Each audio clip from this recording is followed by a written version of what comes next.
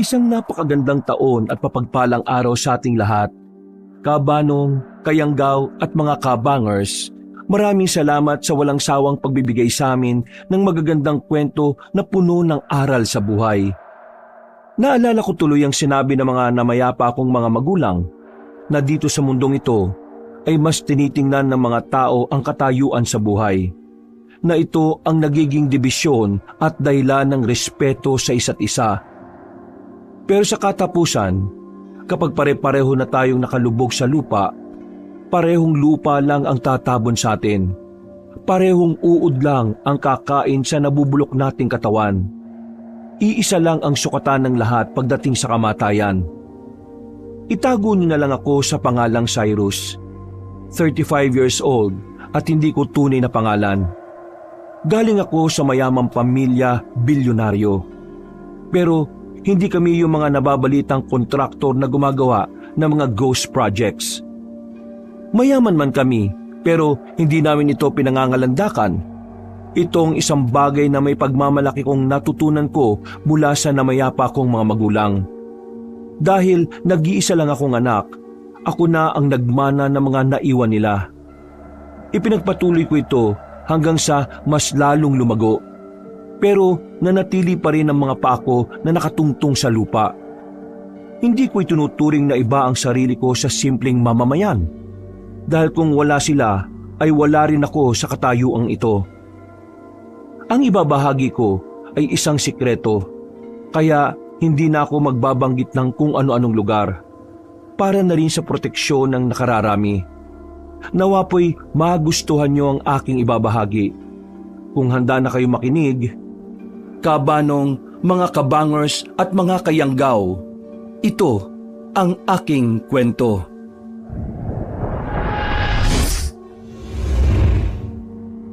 Bago nga pala magsimula ang ating kwento, sana'y mapindot nyo muna ang subscribe button at ang notification bell para lagi kayong nanonotify pag may bago tayong mga kwento. Pakibisita at pakisuportahan na rin ang iba pa nating mga channel, ang Pamela Clamil Channel at ang Kabanong version 2.0. Kung wala sa mga nabanggit ko ang channel na mapapakinggan nyo na nagnanarita ko, yung channel na yon ay malamang ninakaw ang ating mga audio recordings. Huwag po nating suportahan. Mag-unsubscribe tayo dito. Naglalambing ako sa inyo na sanay yung 3 channel lang ang ating suportahan. At huwag nyo rin kalilimutan mag-like at comment. Napakalaking tulong po ito sa ating channel para mas makapagatid pa kami sa inyo ng mga magaganda at mga nakakapangilabot na mga kwento. At ngayon, sa ating pagpapatuloy. Hindi ako ipinanganak na bayani, kabanong. Katulad ng sinabi ko na isinilang ako sa katahimikan. Sa isang mundong sinasabi nilang may gintong kutsara sa dila. Mapera mga magulang ko, sina Nanay Penko at Tatay Jake. Marami silang lupain at may kapangyarihan din. Pero wala silang itinatagong kapalpakan o kabuktutan. Bata pa lang ako'y mulat na ako sa katotohanan na ang tunay na yaman ay hindi sinusuot, hindi sinisigaw, at lalong hindi ipinangangalandakan. Ang yaman, ayon sa tatay ko, ay parang patalim. Kung ipapakita mo, may masasaktan, o pwedeng ikaw man o ang ibang taong nakapaligid sa iyo. Ako po uli si Cyrus, brusko, tahimik, at sa mata ng marami ay isang ordinaryong lalaki lang ako na mas gustong kumain sa karinderya kaysa sa mamahaling restaurant. Hindi ako mahilig sa relo, alahas o magagarmong kotse. Kung makikita mo ko sa kalsada, aakalain mong isa lang akong manggagawa o kontratista o isang taong sanay sa alikabok at araw. At gusto ko naman po yun, kabanong. Kung tutuusin, ay masanay ako sa ganon kaysa sa pakikipagsosyalan. Kung minsan, ito rin ang madalas naming pinagdidiskusyonan ng Nanay Penko ko. Lalo na kapag meron silang gathering at mga mayayamang negosyante ang mga dumadalo. Nay naman, hayaan niyo na po muna ako sa gusto kong gawin. Pasensya na po kung ayaw kong umatin ngayon sa mga sosyalan moment niyo. Kasi malamang Erereto-reto na naman niyo ako sa mga kaibigan yung negosyante sa mga anak nilang babae. Alam ko pong wala namang masama ron. Pero para kasing binibili ang pag-ibig kapag ganun eh. Hindi naman po lahat nabibili ng pera. Lalo na ang true love. Kaya pagpasensyaan niyo na po ako kung mas pipiliin kong mag-stay kasama ng mga manggagawa natin sa pabrika. Tsaka doon po sa taniman. Nay, I love you po ah. Huwag na po kayong magtatampo. Dahil baka isang araw makadalo rin naman ako dyan. Si Tatay Jake, madali niya akong nagigets, Kabanong. Pero ang nanay Penko ko, madalas talaga kailangan ko pang daanin sa malambing na usapan. Mas gusto ko talaga ang simpleng buhay. Kahit na mayaman kami at sa likod ng payak na kasanayan kong ito, ay may isang sikretong buhay na hinuhubog ng dugo at ginto. Katulad ng nauna kong nang nasabi, ang pamilya namin ay matagal ng mayaman. Pero lilinawin ko lang na hindi kami galing sa politika at lalong hindi sa ilegal na mga negosyo. Lupa ang pundasyon ng aming angkan. Malalawak na lupain sa Visayas. Mga asyenda at rancho na minanapa ng aking lolo sa tuhod. Mula roon, lumago ang aming puhunan simula sa agrikultura, logistics at iba pa. Nakalaunan, Kabanong, ay nagkaroon din po kami ng mga tahimik na investment sa technology at transportation. Hindi kami headline sa dyaryo. Ayaw kasi ni Tatay Jake ng ganon. Kaya hindi rin kami naging laman ng mga chismis sa mayayamang tao. Sa term po ngayon, low-key lang talaga ang buhay namin. Sadyang ganun kami nasanay mamuhay. Kabanong, maaga rin akong naturuang magbilang ng pera, lalo na ni Tatay Jake. Tinuruan niya ako hindi para ipagyabang ito, kundi para unawain ang bigat ng paghawak nito. Palagi niyang sinasabi sa akin ang kahalagahan ng pagiging masinop sa tuwing nakakausap kami. Thank you, Tay. Ngayon po mas naiintindihan ko na ang kahalagahan ng pagiging masinop sa pera. Tama po kayo. Sa bawat pisong kinikita ay may katumbas na responsibilidad. Hindi po talaga natin kailangang mang-apak ng buhay ng iba para gumaan ang buhay natin. Dapat magsikap tayo. Hindi mang-angkin ang hindi natin lupa. Dahil kapag ganon, maraming apektado at marami tayong magiging kaaway. O sige po, Tay. Pag-iipunan ko po. Para sa susunod, ako nang bibili ng sarili kong lupain gamit ang pera na pinag-ipunan at pinaghirapan ko. Marami po talaga akong natutunan sa tuwing magkausap kami ni Tatay. Napakalawak po ng pangunawa niya sa mundo. Kaya rin siguro siya yumaman ng husto dahil palagi niyang sinasabi na kailangan maging mabuting katiwala tayo. Kaya nung 22 taong gulang pa lang ako, ipinagkatiwala na sa akin ang malaking bahagi ng negosyo. Hindi dahil henyo ako, kundi dahil natuto ko kay nanay at tatay sa pagiging madisiplina. Unang-una sa sarili, pangalawa sa paghawak ng pera, at pangatlo ay ang pakikitungo sa mga tao. Bukod sa mga ito, ay may isa pang pamana ang aming angkan. Isang pamana na hindi nakasulat sa anumang titulo o kontrata. Ang pakikipagsagupa sa kadiliman. Tandang-tanda ko pa, Kabanong, at hindi ko makakalimutan yon. 14 years old pa lang ako nung una ko makita ang isang aswang.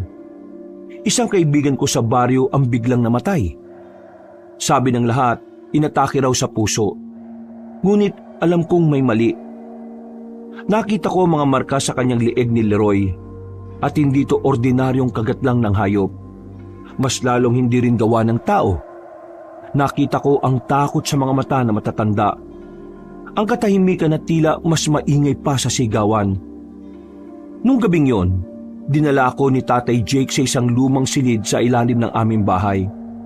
Doon niya unang binuksan sa akin ang lihim ng aming angkan.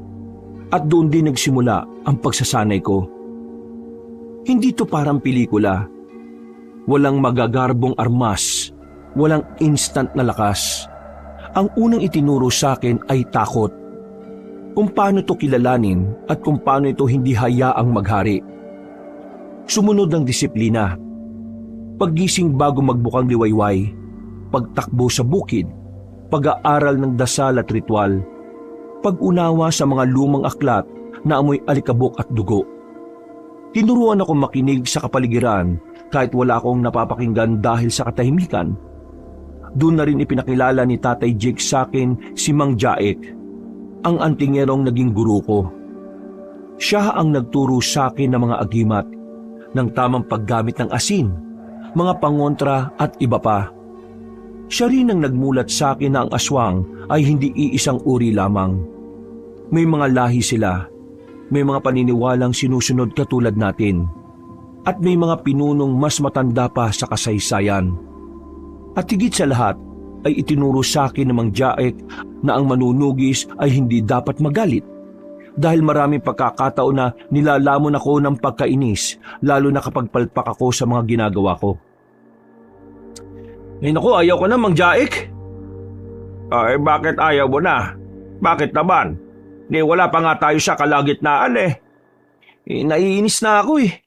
Hindi ko makuha-kuha yung tinuturo niyo sa akin. Di yata ako para dito, Mang Jaek eh. Dahil lang sa naiinis ka at hindi mo makuha yung tinuturo ko naisip mo na kagad na baka hindi ka para rito? Opo, ganun na nga po, Mang Jaek. Sa tingin mo ba dinala ka rito ng tatay mo dahil lang siya wala? Hindi ko po sigurado. Kapag nasa estado tayo ng galit o kahit anong emosyon, hindi tayo kaagad dapat nagdidesisyon. Dahil baka sa huli pagsisihan natin to. Ano pong ibig sabihin nun? Lalo na kapag galit tayo. Dahil ang galit, isa yan sa paboritong sandata na kadiliman laban sa atin. Paano niyo naman po nasabi? Kapag galit tayo, nawawala tayo sa katwiran. Naapektuhan nito ang ating desisyon at ang pagnanais na magpatuloy. Gustong-gusto yun ang kaaway natin. Dahil doon nila tayo madaling matatalo at madadali. Ganun po pala. Oo, kaya sa susunod, kapag ganyan, huminga ka lang ng malalim. Mga 3 beses o higit pa. Dahil pakakalmahin nito ang damdamin at isip mo. Makakapag-isip ka uli ng tama. Sige, gawin mo. Sige po. Inhale, exhale. Inhale. Exhale. Inhale. Exhale. Inhale. Exhale. Anong pakiramdam mo ngayon? Aba, tama po kayo, Mang Jaek ah. Gumaan nga ang pakiramdam ko. Mahusay. Di, kaya mo nang gawin ulit yung ginagawa mo kanina na hindi mo matapos-tapos. Naisa niyo po ako nun, Mang Jaek ah. Habang lumalaki ako, Kabanong, ay sabay na lumalalim ang aking 2 buhay. Sa umaga, ako ang negosyanteng tahimik magdesisyon, maingat sa pagwaldas ng pera at walang arte sa pakikitungo. Sa gabi naman, ay ako ang naglalakad sa mga lugar na iniiwasan ng iba. Sa mga lugar kung saan nananahan ng mga alagad ng kadiliman. May tuturing ko nga ang sarili ko na si Batman, kaya paborito ko siyang superhero. Ang kaibahan lang namin, bukod sa walang nakakaalam na mga ikinikilos ko, maliban sa alagad ng kadiliman, hindi ko rin itinuturing na superhero ang aking sarili. Ang bayani para sa akin, Kabanong, ay yung mga taong araw-araw nakikipagsapalaran na maitawid ang buhay nila sa pang-araw-araw. Ganun ang sabi ni Tatay Jake at Mang Jaek. Sa halip na tawagin kaming bayani, mas kilalanin namin ang aming sarili bilang tagalinis ng kalat ng kadiliman. Pero hindi naman kami basta-basta nangingialam sa galaw ng mga aswang at iba pang nananahang kampo ng kadiliman.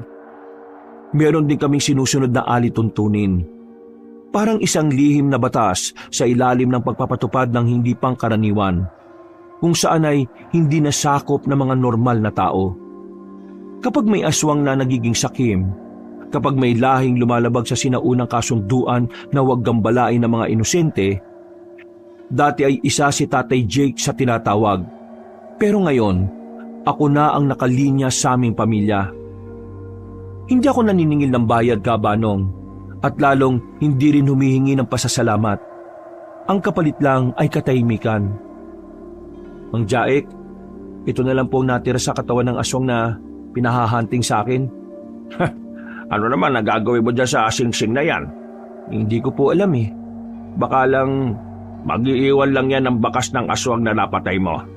Itapon yan at ipaagos mo na lang sa ilog bago pa masundan ng amoy. Opo, sige po.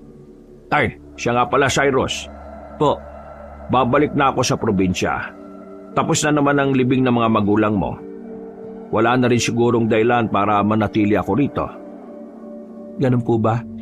Pero pwede naman po kayo mag-stay dito hanggang kailan nyo gusto.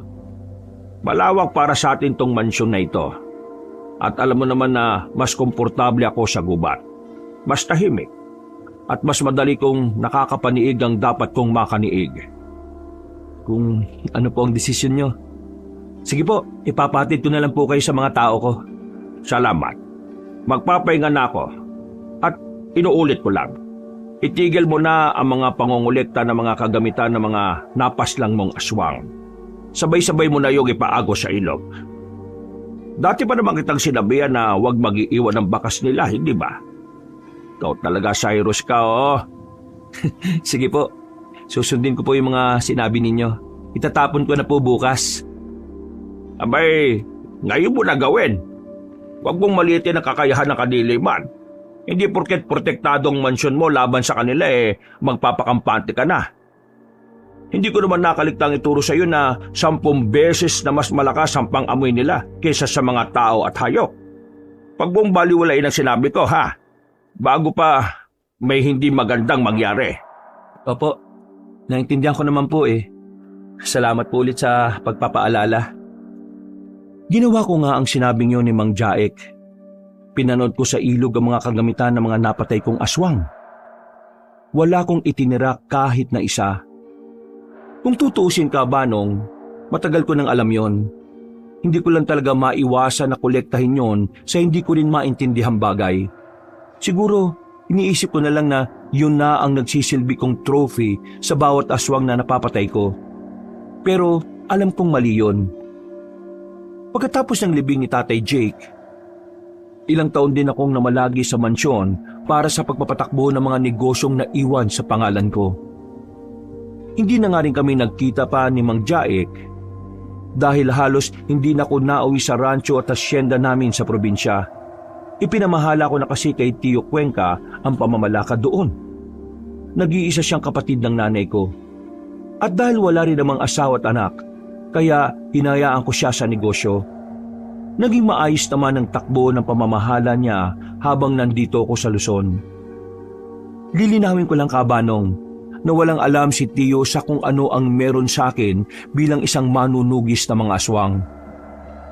Lumipas pa ang mga araw, linggo, buwan at taon, ay ganun pa rin ang naging takbo ng buhay ko. Kilalang simpleng negosyante sa umaga at pagsapit naman ng gabi ng pangangailangan, kilala ko ng mga alagad ng kadiliman bilang tagalinis at manunugis nila. Sinigurado ko talaga na payapa ang gabi ng nasasakupan naming lugar. At yun ang pinakamatagal kong naibigay. Hanggang isang gabi ay nabasag ang lahat. Ang gabing kinuha sa akin sina Mang Mon at Manang Alisa. Ang mag-asawang yon ang nagpalaki sa akin sa mansyon. Sila ang unang bumabati sa akin tuwing umaga. Ang huling nag-aalala tuwing gabi. Mga simpleng kasambahay lang sila, pero itinuring ko na rin silang kadugo ko at parang mga magulang. Nang gabing yon, habang wala ako, pinasok ang mansyon. Ang akala ko pa nga nung una ay normal na insidente lang. Pero na makita ko ang walang buhay nilang katawan, ay dito ko naunawaan ng lahat. Na hindi ito basta-basta krimen lang, Kabanong. Nagpapahiwatig ito ng isang digmaan sa pagitan ko at ng mga alagad ng kadiliman. Hindi ko naabutan o natunugan man lang ang mga nangyari. At yun ang pinakamabigat na kasalanan na pasan ko hanggang ngayon. Kung nakita ko sana, kung naramdaman ko sana ang paparating na kadiliman, baka buhay pa sila. Baka hindi ko naririnig ang kanilang mga pangalan sa hangin tuwing gabi. Baka hindi ko dala ang bigat na ito sa bawat paghinga ko.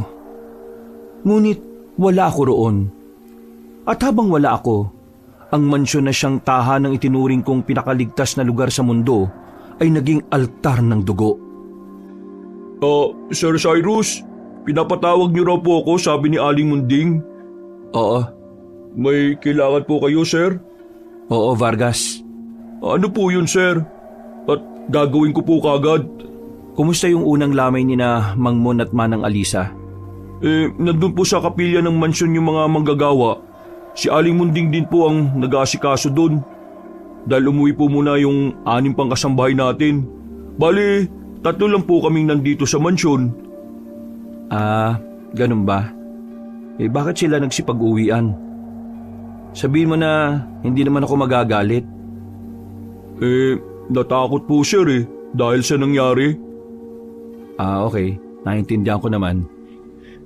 Sasabihin ko na lang sa sekretarya ko na bigyan sila ng sapat na pera para kung sakaling hindi na sila bumalik dito, makapagsimula sila ng panibagong buhay. Okay po, sir. Ikaw ba, Vargas? Yes, sir. Gusto mo rin bang umalis dito sa mansyon? Sabihin mo lang maintindihan ko naman basta magpaalam ka lang na maayos. Ay, sir, hindi po ako aalis. Katulad po ni na Mang Mon at Manang Alisa. Dito na rin po ako mamamatay, sir. Masaya ako marinig yan. Salamat, sir. Salamat sa tiwala.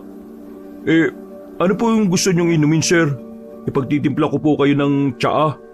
Kaso, hindi po kasing sarap ng tinitimpla sa inyo ni Manang Alisa, Mabuti pa umupo ka na muna.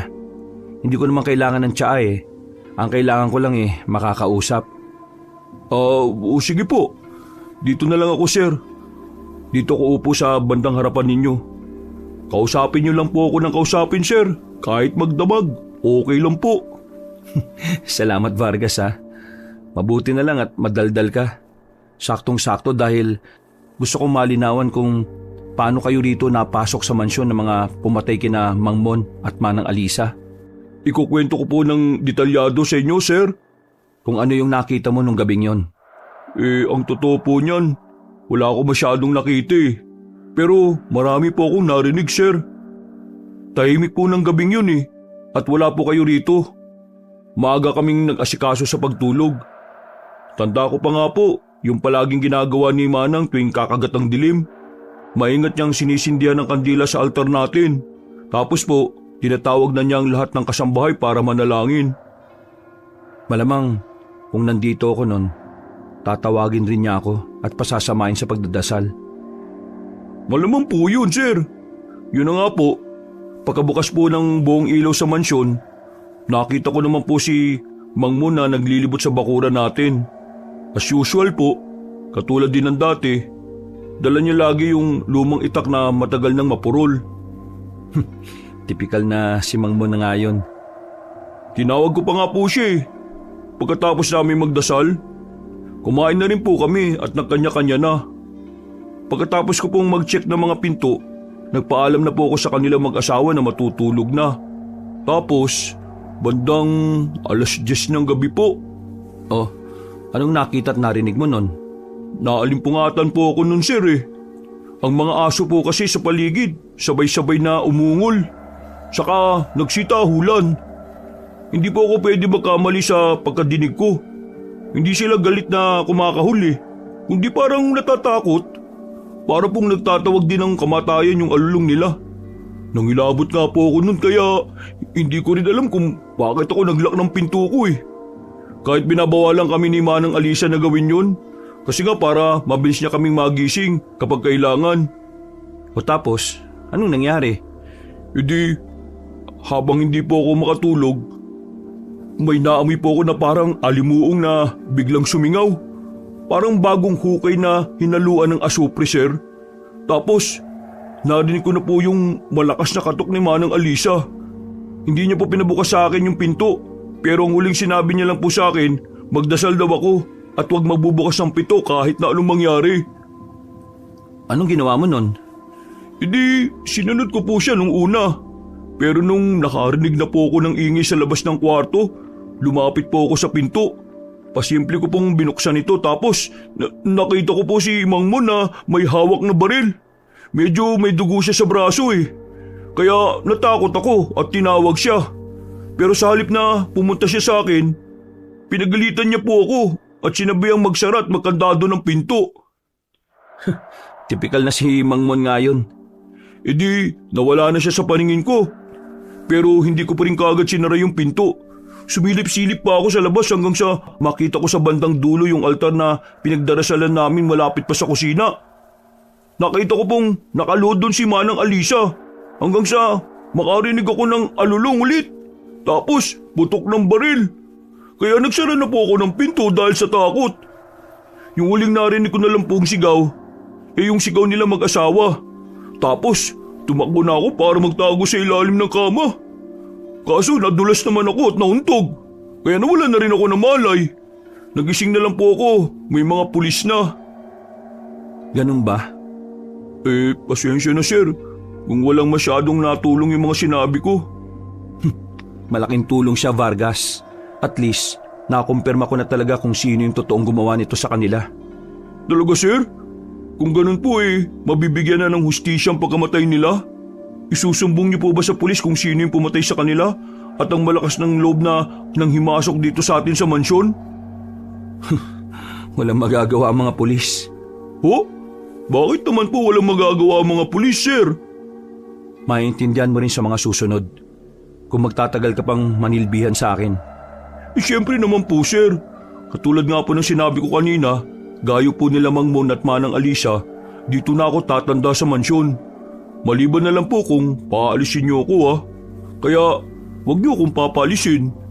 At kahit medyo makulit ako pagtiyagaan niyo lang ako, sir. Hindi ko naman gagawin yun O sige na, salamat sa oras mo Tulungan mo na rin si Aling Munding. Kung sakaling may maganap sa akin, ipaabot mo na lang na masama kunwari ang pakiramdam ko. Sige sir, masusunod po. Ay, teka, bago ka umalis, kunin mo itong porselas at isuot mo lang. Huwag mo yung aalisin kahit na naliligo ka Sige sir, salamat po. Welcome. O sige na, magpapahinga na ako. Kabanong pagkaalis ni Cyrus, nagsagawa kaagad ako ng kakaibang ritual na natutunan ko kay Mang Jaek. Isang ritual para makapaniig sa panaginip ang mga namayapa na. Natulog na nga kaagad ako pagkatapos. Pero sa halip na makausap ko ang sino man sa dalawa, ay iba ang ipinakita sa aking panaginip. Ang tila karugtong na mga sinabi ni Vargas nung nag-uusap kami. Nakatayo ko sa tapat ng altar, malapit sa kusina. Nakita ko si Manang Alisa na nagdarasal. Hanggang sa marinig ko ang pagaralgal na ungol ng isang nilalang. Alam ko na kagad na aswang yon na nagpapanggap pang pusa kunwari. Ang tunog ay parang laman na humahampas sa yero. Mabigat, malakas, at may kasamang mahinang halakhak na tila nanggagaling sa ilalim ng lupa. Napalingon ako sa likuran. Nakita ko nakatapat si Mang Mon sa bintana at nakatutok ang hawak niyang shotgun. Sakto naman na unang bumigay ang mga bintana sa kabilang gilid niya, kung saan hindi siya nakatutok.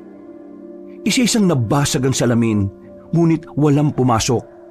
Para bang sinusukat muna ng mga nilalang sa labas ang tapang ng mga hinahunting nila. Napatingin ako ulit kay Manang Alisa. Nagtama pa ang mga mata namin pero alam kong hindi niya ako nakikita dahil panaginip lang ang lahat. Ramdam at kita ko sa mga mata niya ang takot pero hindi siya nagpapahalata. Meron na kasi siyang idea na kung sino ako at aware silang pareho sa ganong sitwasyon. Dahil noon pa man, sinasabi ko sa kanila ni Tatay Jake ang tungkol dito na balang araw ay posibleng isa sila sa balikan ng mga kalaban namin sa kadiliman. Manang, bakit hindi po kayo nagtago? Bago ko pa matapos ang sinasabi ko, nakarinig na ako ng malakas na kalabog mula sa itaas. Ang unang aswang ay pumasok sa kusina sa pamamagitan ng kisame. Kitang-kita ko ang itsura nito. Nakabaliktad ng katawan, ang mga kamay ay parang paa ng insekto na kumakapit sa kahoy. Ang mga mata ay naninilaw at ang mga mahahabang ngipin ay nakausli, pati ang dilang naglalaway. Sumigaw si Manang Alisa sa kanyang asawa pagkakita sa nasabing nilalang. Gusto ko mang tumulong pero wala akong magawa. Para lang kasi akong nanonood sa mga pangyayari. Hinampas ni Mang Mon ng nilalang gamit ang luma niyang itak. Pagkatapos ay sa kanya ginamit ang shotgun. Tinamaan ang balikat ng aswang, kaya tumalon ito palabas at nawalang parang bula. Tumakbo na kayo! Magtago! Mang Mon! Manang Alisa! Bilis! Kahit anong sigaw ko'y hindi nila naririnig. Alam ko naman yon dahil nasa loob ako ng panaginip. Pero ginagawa ko pa rin, Kabanong. Maya-maya, muling may humalakhak. Sinundan ito ng muling pagpasok ng isa pang aswang. Sumunod ng dalawa pa hanggang sa napalibutan na silang mag-asawa. Na-corner nga sila sa kusina, kaya nag-alala ko ng husto kahit alam kong wala na akong magagawa. Muling pinaputok ni Mang Mon ang shotgun, pero naunaan na siya. Nahawakan yun ng isang aswang at buong puwersang kinuha sa kanya at hinagis palabas. Nagwasiwas naman si Manang Alisa ng rosary, pero tinawanan lang siya ng mga aswang. Kaya ang ginawa ni Mang Mon, winasiwas niya rin ang luma niyang itak habang itinutulak palayo ang isang nilalang gamit ang dining chair. Pero dahil sa mga may edad na, hindi rin sila talaga umubra. Isa sa mga aswang ang dumapo sa likuran ng Ginoo.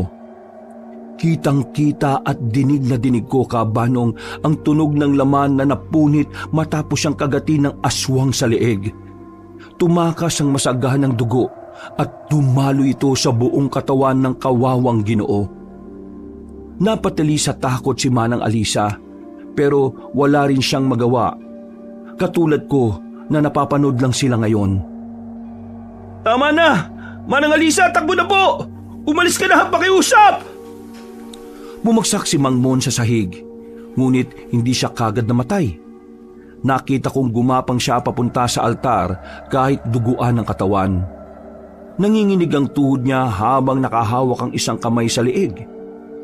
Inabot niya ang asin at ikinalat sa sahig. Pilit na bumubuo ng bilog, ngunit huli na, Kabanong. Tinapakan yun ng aswang na may anyong halos tao. Maliit lang yun na parang bata, pero hindi ko maaninag ang muka. Para kasing may kung anong kadiliman na tumatakip doon. Nakaramdam ako ng kakaiba pagkakita sa tumapak sa paa ni Mang Mon. Parang pakiramdam ko ay kakilala ko na siya. Matagal nang kakilala. Kumusta ang pagsisilbi? Matagal ko na kayo minamatyagan. Pamilyar sa akin ang boses pero hindi ko maalala kung saan ko narinig yon. Pero bago ko pa maisip ay narinig ko nang sumisigaw si Manang Alisa. Pagtingin ko ay patakbo na siyang palabas ng kusina. Tinangka niyang ipagtanggol ang sarili gamit ang kandila at dasal. Nasunog ang balat ng isang aswang, kaya napaungol ito, ngunit mabilis din namang nakabawi. Nagalit yun sa kanya, kaya hinila siya pabalik malapit sa altar at doon na siya pinagsasasaksak ng matutulis na kuko sa dibdib. Pagkatapos ay mas karumal-dumal na ang sumunod na nangyari. Hindi ko na idedetalye dahil baka masok ka pa ang makakarinig, Kabanong. Ang huling salitang narinig ko kay Manang Alisa bago mamatay ay ang pagtawag sa aking pangalan. Tumingin pa nga siya sa akin pero alam kong hindi naman niya talaga ako nakikita. Paglingon ko kay Mang Mon, umiiyak na lang siya habang pinagmamasdan ang asawang wala ng buhay. Pagkatapos noon ay karumal-dumal na rin ang ginawa sa kanya ng hindi ko makilalang aswang na pamilyar ang boses. Hanggang sa biglang napalingon sa akin ang nasabing nilalang. Pero natatakpan pa rin ng kadiliman ng mukha niya. Tanging mapupulang mata at malademonyong ngiti lang ang naaninag ko. Nagulat ka ba dahil nakikita kita? Panaginip lang to ah. Oo, panaginip lang to. Pero hindi lang ikaw ang marunong gumamit ng kalamang itim. Kaya ko rin yon, Cyrus. Kahit dito kayang-kaya kitang patayin. Nagulat ako nang bigla siyang sumugod sa akin. Mabuti na lang ay napadilat kagad ako at napabalikwas ng bangon. Napahawak pa ako sa dibdib dahil sa sobrang pagkabigla. Hindi ko sukat akalain na mangyayari ang ganon na kahit sa panaginip ay aatakihin ako ng kaaway. Naalala ko tuloy ang sinabi noon ni Mang Jaek patungkol sa ritual na yun. Mag-iingat ka sa paggamit ng ritual ng pakikipag-usap at paglalakbay sa panaginip. May mga nilalang na kayang manakit kahit naroon. Hindi naman po siguro kayang gawin yun ng mga aswang. Parang teknolohiya na rin ang kaalaman ng kadiliman ngayon. Kahit ang mga aswang, nagsasanay na rin sa ritual na papantay sa kanilang kakayahan. Kaya hindi mo pa rin masasabi. Sige po, mag-iingat na lang po ako. Mas mainam kung hindi mo na gagamitin. Bakit niyo pa po itinuro kung hindi niyo naman pala ipapagamit sa akin? Hindi ito katulad ng pagsaboy ng asin o paggawa ng pangontra. Ang ritual na ito ay delikado dahil kaluluwa mo ang nakakaya. Tinuturo ko siya para maintindihan mo ang bigat ng tungkulin at pagiging responsable sa paggamit ng mga ganitong kakayahan. Napahawak ako sa dibdib at pinakalma ang sarili ko. Matapos ko yung maalala. Ngayon nga ay naiintindihan ko na kung bakit yun nasabi ni Mang Jaek sa akin. Nagdasal ako sa Panginoon bago muling natulog. Pagsapit ng kinabukasan, bumalik ako sa kusina kung saan eksaktong natagpuan ang walang buhay na katawan ni Mang Mon at Manang Alisa. Naalala ko na naman tuloy ang nakita ko sa panaginip, kung paano nila sinapit ang malagim na kamatayan sa kamay ng aswang. Pasensya na, Mang Mon, Manang Alisa. Pangako ko po na mahahanap natin ang hustisya sa gumawa nito sa inyo. Di ako titigil sa pagtugis sa aswang na gumawa nito. Ang aswang na yun na gumagamit din ng ritual. Makikita rin tayo. At kapag nag-cross ang landas natin, hinding-hindi kita kakaawaan. Napakuyom ako ng kamao at sa unang pagkakataon ay muli akong nakaramdam na matinding galit. Matagal na din akong naging tahimik, pero ngayong muling umusbong sa puso ko ang matinding pagnanais na mahuli na ang mga kaaway. Magbabayad ka dahil dinamay mo ang mga inosenteng tao. Sir, magandang umaga po. Nandyan lang po pala kayo. Kanina ko pa kayo hinahanap eh. Oh, bakit ba? Wala lang po. Gumawa na kasi ng almusal si Aling Munding. Naisip kong ayain na kayo dahil hindi pa pala kayo naghahaponan kagabi. Sige, pupunta na lang ako ron sa dining area. Sige po sir, ipapahanda ko na po yung kakainin ninyo. Sige, salamat Vargas ha. Pagkatapos ng libing ni Mang Mon at Manang Alisa, ay umuwi ako sa probinsya ng walang abiso. Hindi dahil gusto kong gulatin si Tio Cuenca at ang mga tao roon sa rancho at asyenda namin sa Visayas. Gusto ko kasing lutasin ng tahimik ang nangyari sa pinakamalalapit kong kasambahay. At alam kong may mahahanap akong sagot sa aming probinsya.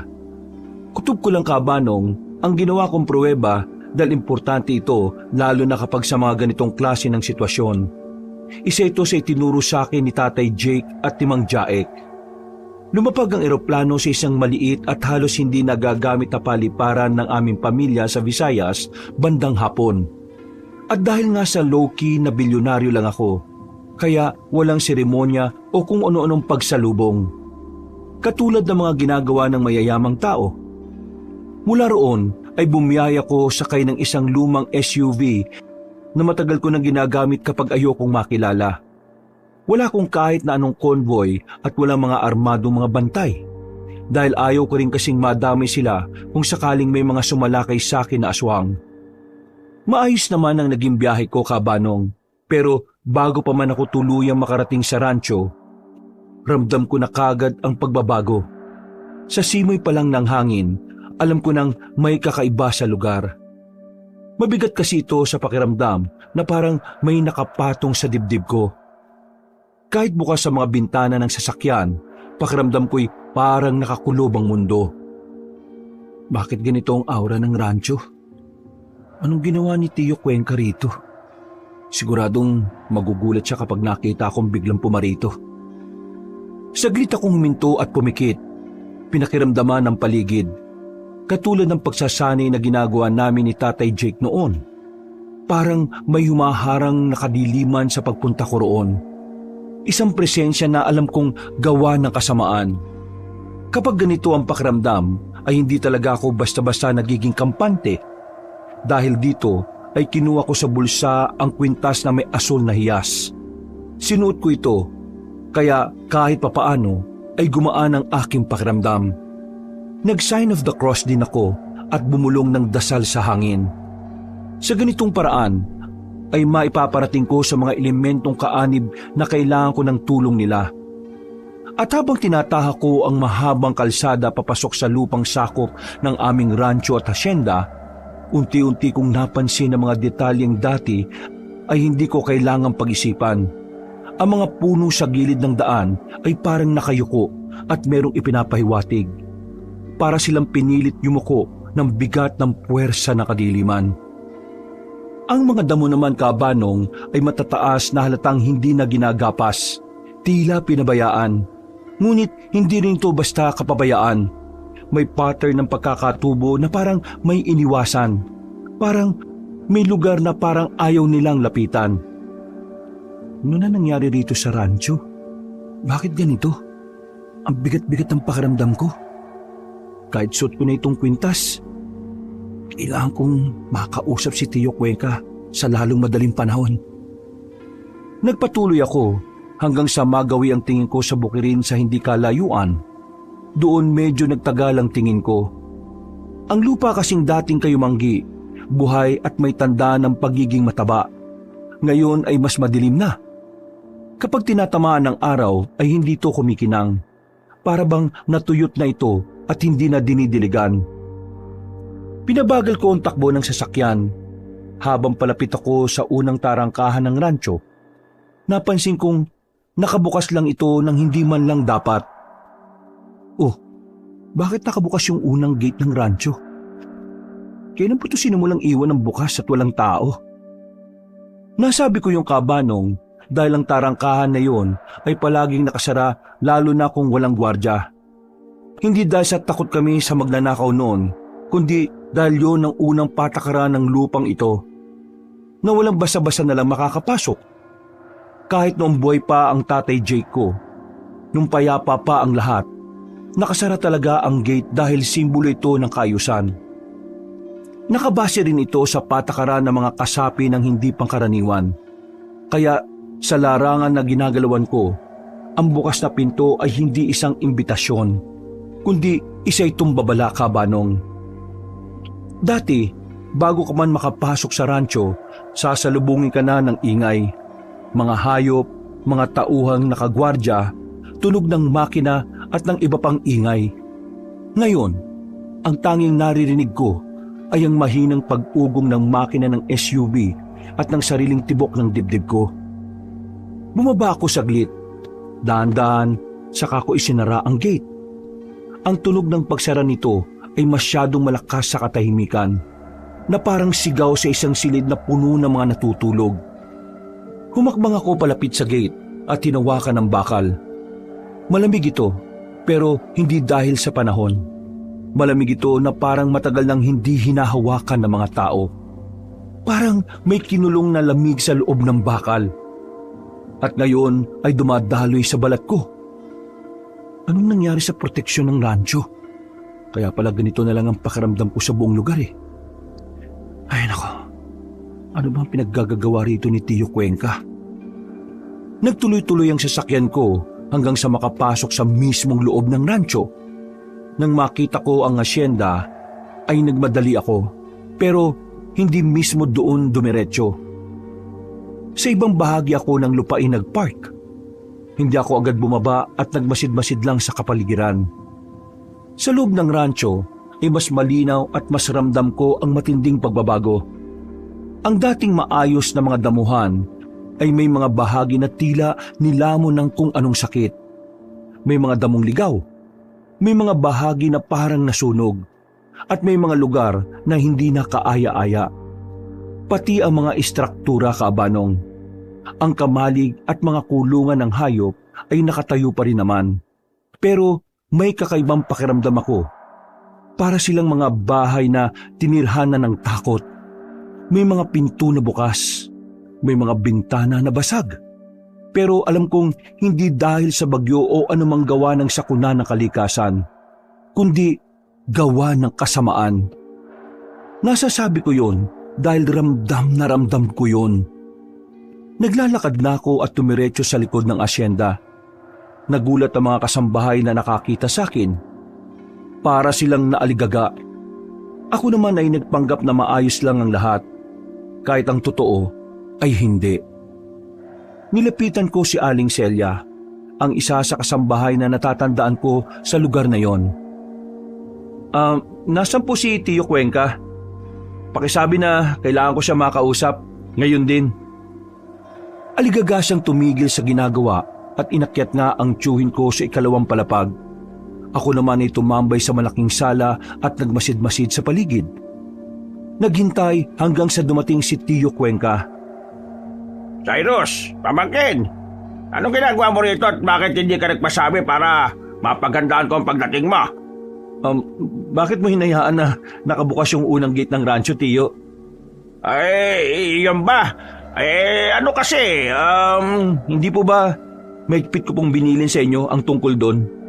Matagal nang ipinagbabawal ni tatay ang pananatiling nakabukas ng gate na yon. At bakit walang bantay? Eto naman si pamangkin, oh. Ganyang kagad ang bungad mo, ah.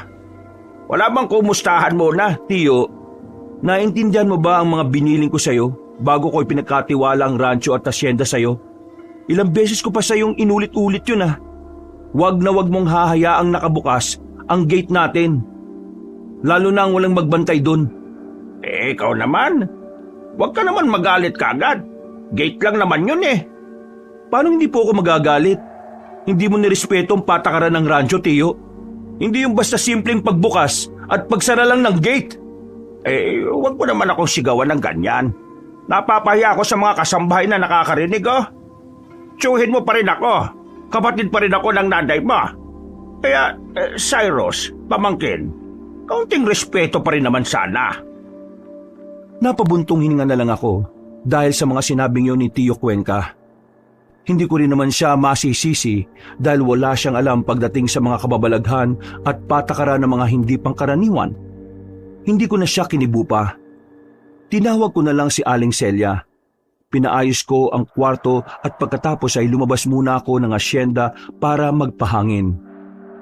Naghalo ang lungkot, galit at pagkadismaya habang pinagmamasdan ko mula sa gazebo ang buong rancho. Ramdam ko ang kawalang buhay nito ngayon kumpara noong kami pa ang namamahala. Bigla akong nagsisi, Kabanong, na kay Tio Cuenca ko pa ipinamahala ang rancho. At mabilis na lumipas ang oras. Pagbalik ko sa asyenda, nagtungo lang ako sa kwarto at nagkulong maghapon. Marami akong iniisip. Akala ko kasi ay ang paghahanap lang ng pumatay kay Mang Mon at Manang Alisa ang poproblemahin ko. Pati rin pala ang rancho at asyenda. Bago matulog, katulad ng nakasanayan ko, ay nagdasal ako. Pagkatapos ay nagpakawala ng orasyon ng katahimikan. Ibig sabihin ay hindi ko maririnig ang kahit na anong ingay sa labas ng kwarto. Wala rin makakagambala sa akin, lalo na sa masasamang elemento o kung ano paman. Kinabukasan, maaga kong bumangon. Kapilang ang inalmusal ko at ang kamuting binigay ni Aling Celia. Hindi ko rin kasi feel na kumain ng masasarap na pagkain. Hindi ko pa rin kinibo si Tio Cuenca. Lumabas ako at habang naglalakad ay may naamoy akong kakaiba. Pamilyar ang amoy na ito dahil ganitong-ganito ang amoy ng kasamaan. Nabahala ako, Kabanong, dahil sigurado na ako na nakapasok na sa rancho ang kadiliman. Pero patuloy ko pa rin tinahak ang daan hanggang sa marating ko ang mga taniman namin ng puno ng mangga. Nagulat ako sa aking nakita dahil may mga itim na marka sa bawat paligid ng mga puno. Parang sinunog ang lupa nito, pero wala namang abo. Parang may ibinuhos, pero walang bakas ng likido. Ang mga ugat ng puno ay bahagyang nakaangat, at ang balat nito ay may mga bitak na hindi ko matandaan na nariyan dati. Sa totoo lang, ay ngayon ko lang yun nakita pero sigurado akong hindi yun maganda. Ano itong mga marka na to? Pinapasok na talaga ni Tio yung mga kalaban namin. Ay nako, pasensya na, Nay, Tay. Nagkamali ako sa pagpili ng mga ngalaga rito sa rancho natin. Inilapat ko ang palad ko sa puno. Hindi ko alam kung bakit ko ginawa yon. Siguro dahil sa paniniwalang ang mga matatandang puno ay saksi sa lahat. Kung may alam ang lupang ito, ang punong yun ang una kong kakausapin. At sa sandaling yun ay may kung anong pumasok sa isip ko. Isang pakiramdam na alam kong hindi galing sa akin. Parang may huminga rin sa batok ko. Kaya mabilis akong lumingon pero wala namang kahit sinong tao roon. Kung sino ka man, magpakita ka na! Bago pa kita tugisin! Hindi ko pa man natatapos ang pagsasalita ay may lalaking lumabas na mula sa pagtatago sa puno. Hindi siya kalayuan sa akin at hindi rin pamilyar ang kanyang mukha. Pinaggana ko kagad ang talas ng pakiramdam ko. Dito ko nakumpirma na hindi siya normal na tao. Hindi talaga siya tao, kundi isang aswang. Nayanggaw na aswang. Namumutla pa ang kanyang mukha. Halatang bago pa lang siyang nayanggaw. Maliliit pa lang kasi ang itim na ugat sa leeg niya. Pero base sa pamumula ng kanyang mga mata at amoy, nakatikim na siya ng sariwang dugo at karne ng tao. Talagang malakas ang lobo na pumasok sa rancho ng mga manunugis, ha? Hindi niya na sinusunod ang patakaran at wala na kayong takot. Hindi sinusunod ang patakaran at wala nang takot? Nagpapatawa ka ba, dayuhan? Anong ibig mong sabihin? Hindi mo ba ako nakikilala? Ako ang may-ari ng rancho na ito at isa akong manunugis. May-ari? Manunugis ang may-ari ng rancho? Kung manunugis ka talaga, pakiramdaman mo ang paligid at sabihin mo sa akin kung saan banda ang sinasabi mong pag-aari. Ang lugar na ito ng manunugis ay matagal nang walang nananahan na tagalinis sa lugar na ito. Balwarte na ito ng mga aswang. Kaya ako, nagdesisyon na maging kauri nila. Kesa naman mamatay na lang ako at maging pagkain nila. Anong sinasabi mo? Hindi ko na kailangan magpaliwanag pa sa'yo. Huhuliin na lang kita at dadalhin sa pinuno namin para nang sa ganun sila ang magpaliwanag sa'yo. Habang pinagpipiyasahan namin lahat ang sariwa mong katawan. Mukha ka pa namang masarap. Matipuno ka, maputi, gwapo at talagang nangangamoy ang... Oh, bakit natigilan ka?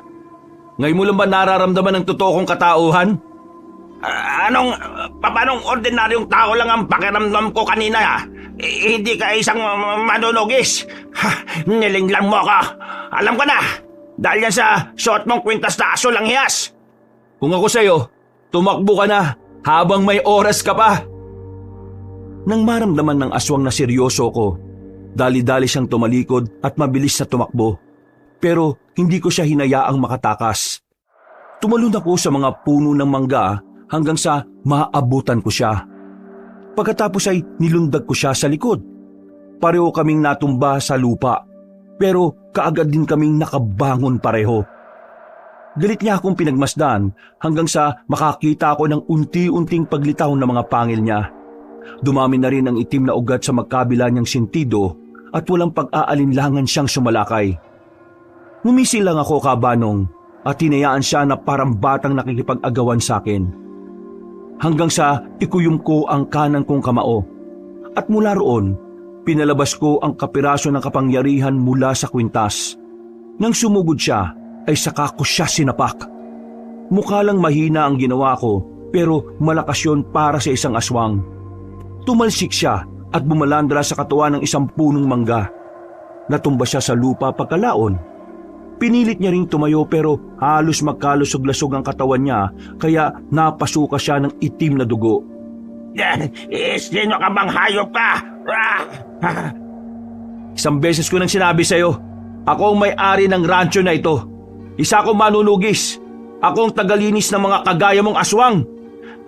Pakiusap, huwag mo akong patayin.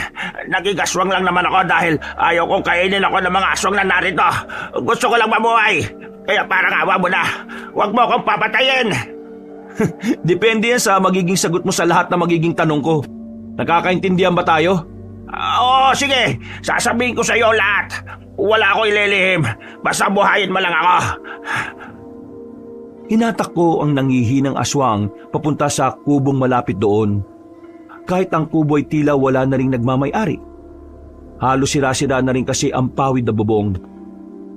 Naalala ko tuloy nung madalas kami ritong magtambay ni Tatay Jake para tingnan at makisa sa pag-aani ng mga punong mangga. Kaya nalungkot ako pagkakitang ganun na ang lugar. Ibinalanda ko ang aswang at sinimulan siyang tanungin ng tanungin. Kaya marami akong nalaman na siyang naging dahilan ng matinding pagbabago sa rancho. Napakuyom ako ng kamao at sinikap kong kontrolin ang galit.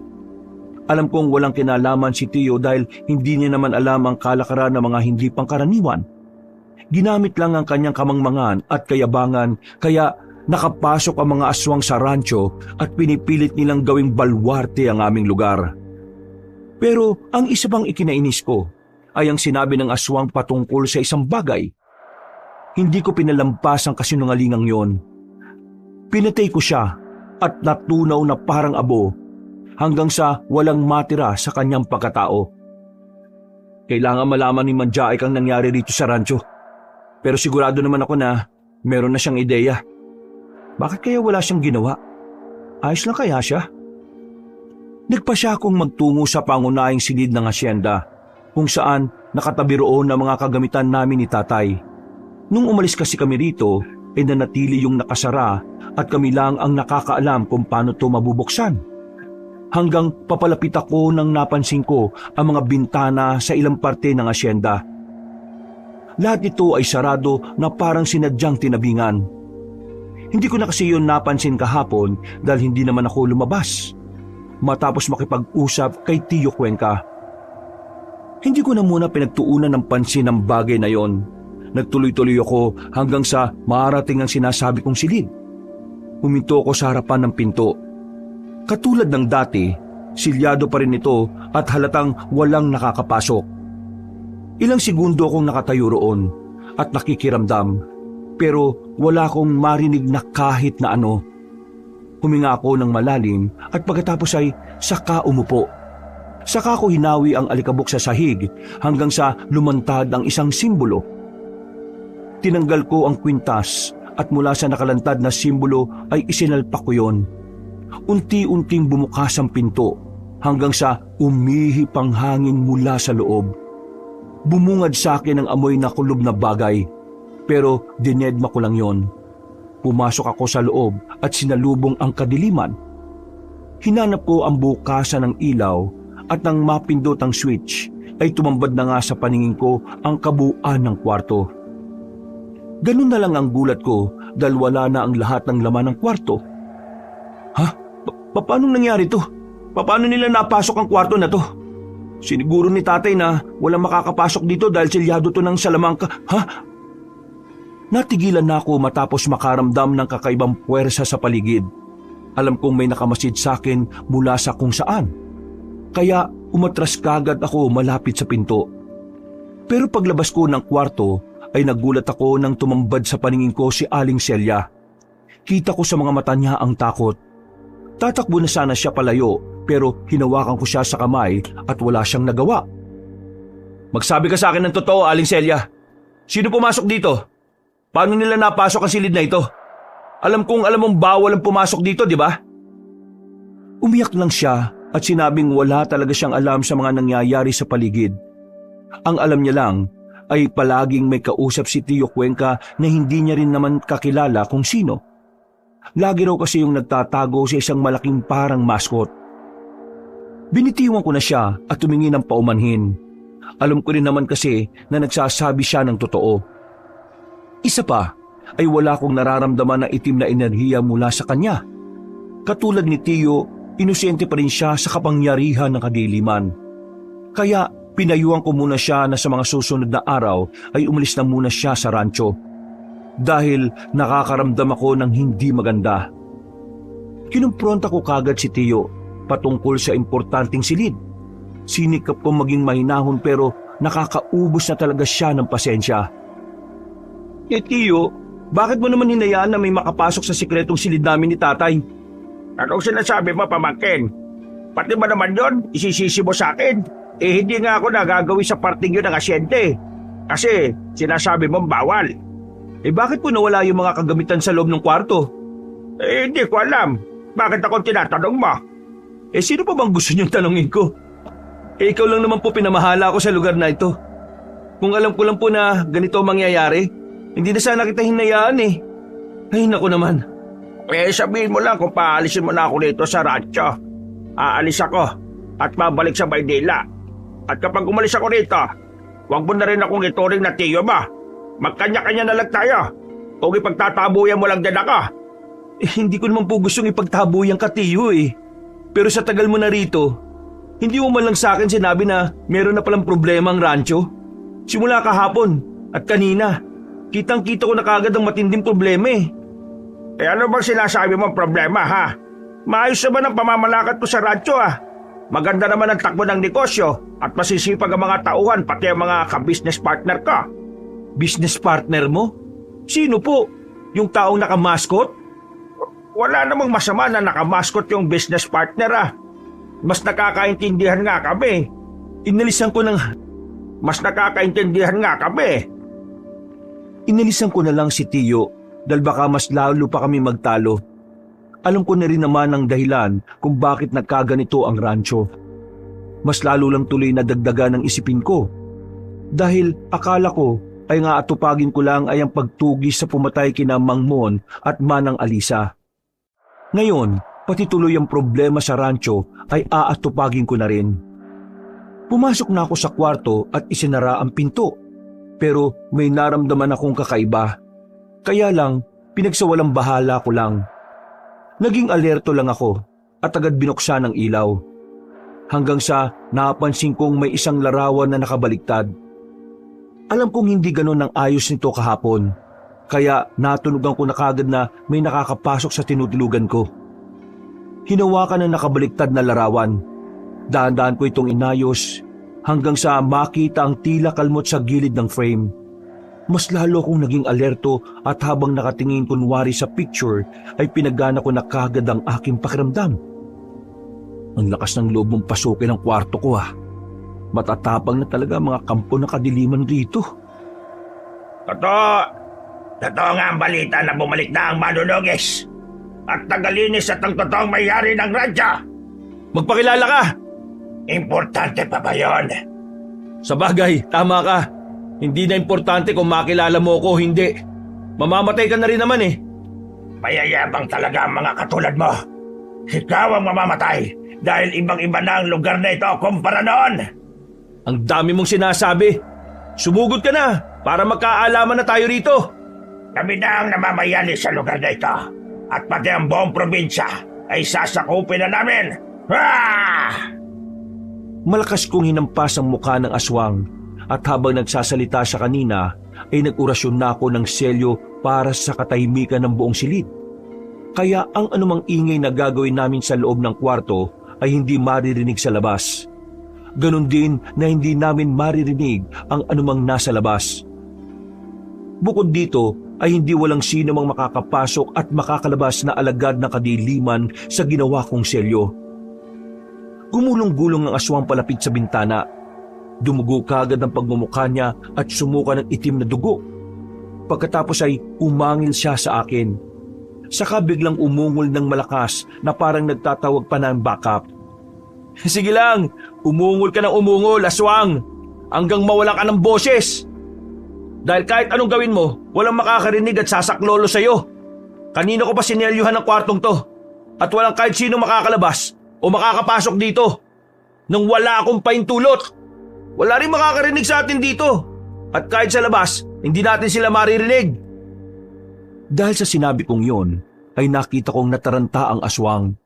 Nagpunta siya sa bintana at sinubukan lumabas pero tumalsik siya paloob na parang nakuryente.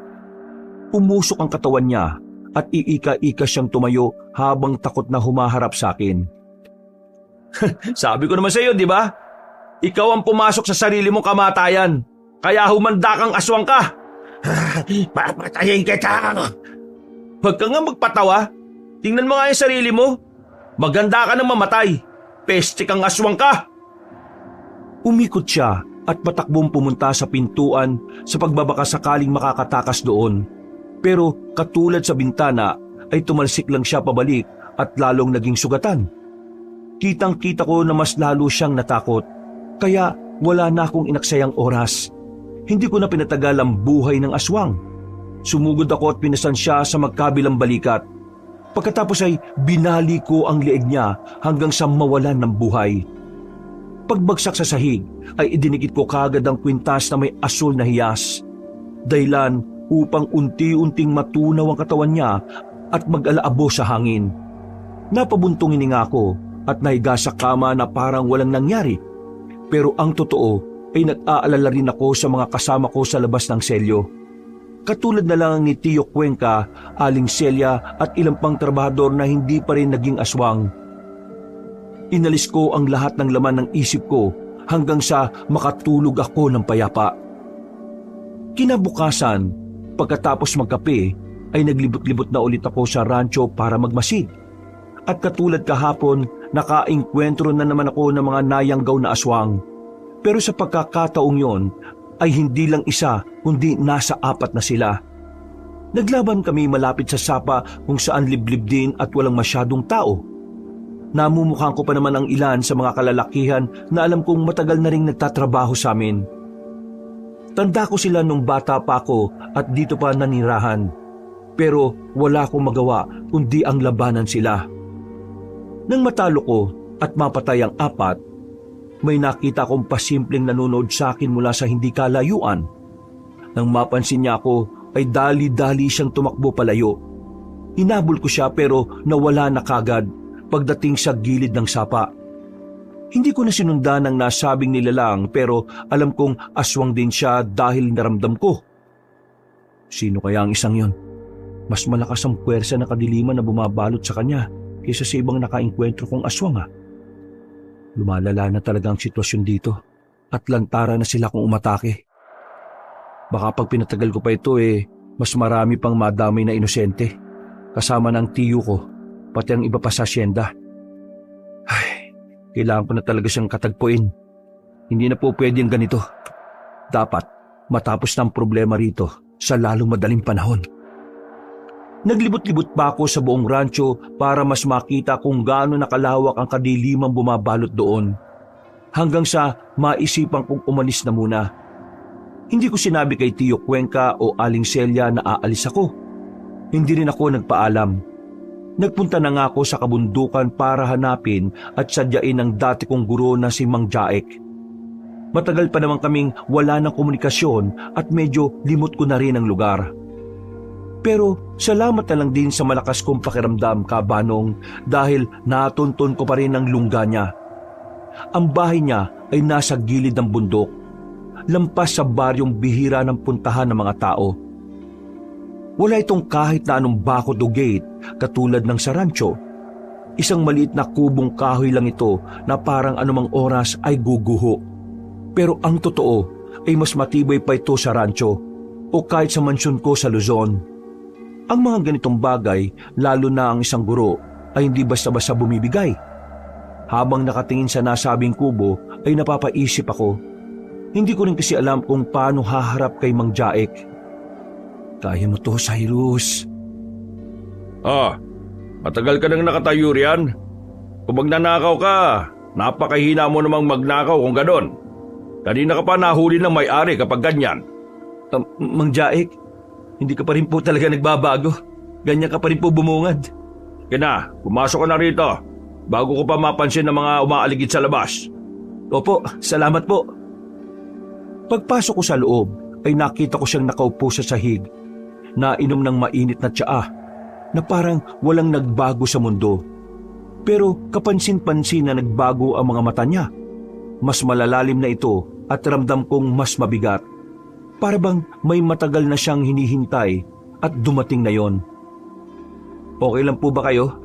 Bakit ganyan ang kulay ng mga mata niyo? Namumuti na.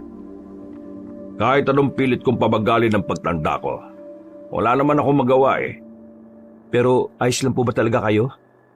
Kahit malabo na ang paningin ko, dahil sa mga konsekwensya ng kapangyarihang itim, may sapat na lakas pa naman ako. Pero huwag ang tungkol sa akin ang pag-usapan natin, Cyrus, kundi ang tungkol sa iyo. Alam ko kung bakit ka naparito. Yung rancho po, Alam ko ang nangyayari sa rancho.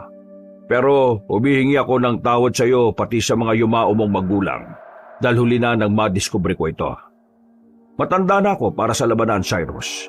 Hinihintay ko na lang talaga ang pagdating mo na mabigyan mo ng pansin ang nangyayari rito. Kasalanan ko rin eh. Hindi ko dapat pinagkatiwala ng husto kay Tio Cuenca ang rancho. Hinayaan niyang nakabukas ang gate, kaya malayang nakakapasok yung mga kampo na kadiliman. Marami na kagad akong nakalaban at naging lantara na sila. Nagbalik po ako dito para harapin ang pumatay kay Mang Mon at Mang Alisa. Pero ganito na pala ang maabutan ko. Mas malala pa sa inaasahan. Nabalitaan ko ang nangyari kay Mon at Alisa, kaya ikinalulungkot ko yon. Gustuin ko mang tumulong kahit malakas pa ang diwa ko, pero ang katawang ito, alam kong anumang oras pwede nang bumigay. Sumama na po kayo sa akin pag-uwi. Kahit saan tayo magpunta, kung hindi mauubos ang lahat ng kalaban, mananatili ang laban. Kaya mananatili na lang ako rito. Makinig ka, Cyrus. Gumaganti na sila. At hindi lang ikaw ang binabalikan nila. Lahat ng kalaban nila. Ano pong ibig niyong sabihin? Na may nauna sa akin? Oo. Meron na silang naunang binalikan maliban sa iyo. At munti ka na siyang mamatay. Doon ko narinig ang yabag ng paa mula sa likuran, Kabanong. Paghalap ko ron, ay nakita kong isang morenang dalaga na simple lang manamit. Pero sa unang tingin ko pa lang, ay alam kong masungit na siya, pero ramdam ko rin hindi siya ordinaryo. Nakatali ang buhok niya, may peklat sa may panga, at ang tindig niya ay tindig ng babaeng hindi naghihintay ng tulong, kundi ng babaeng sanay sa pakikipaglaban katulad ko.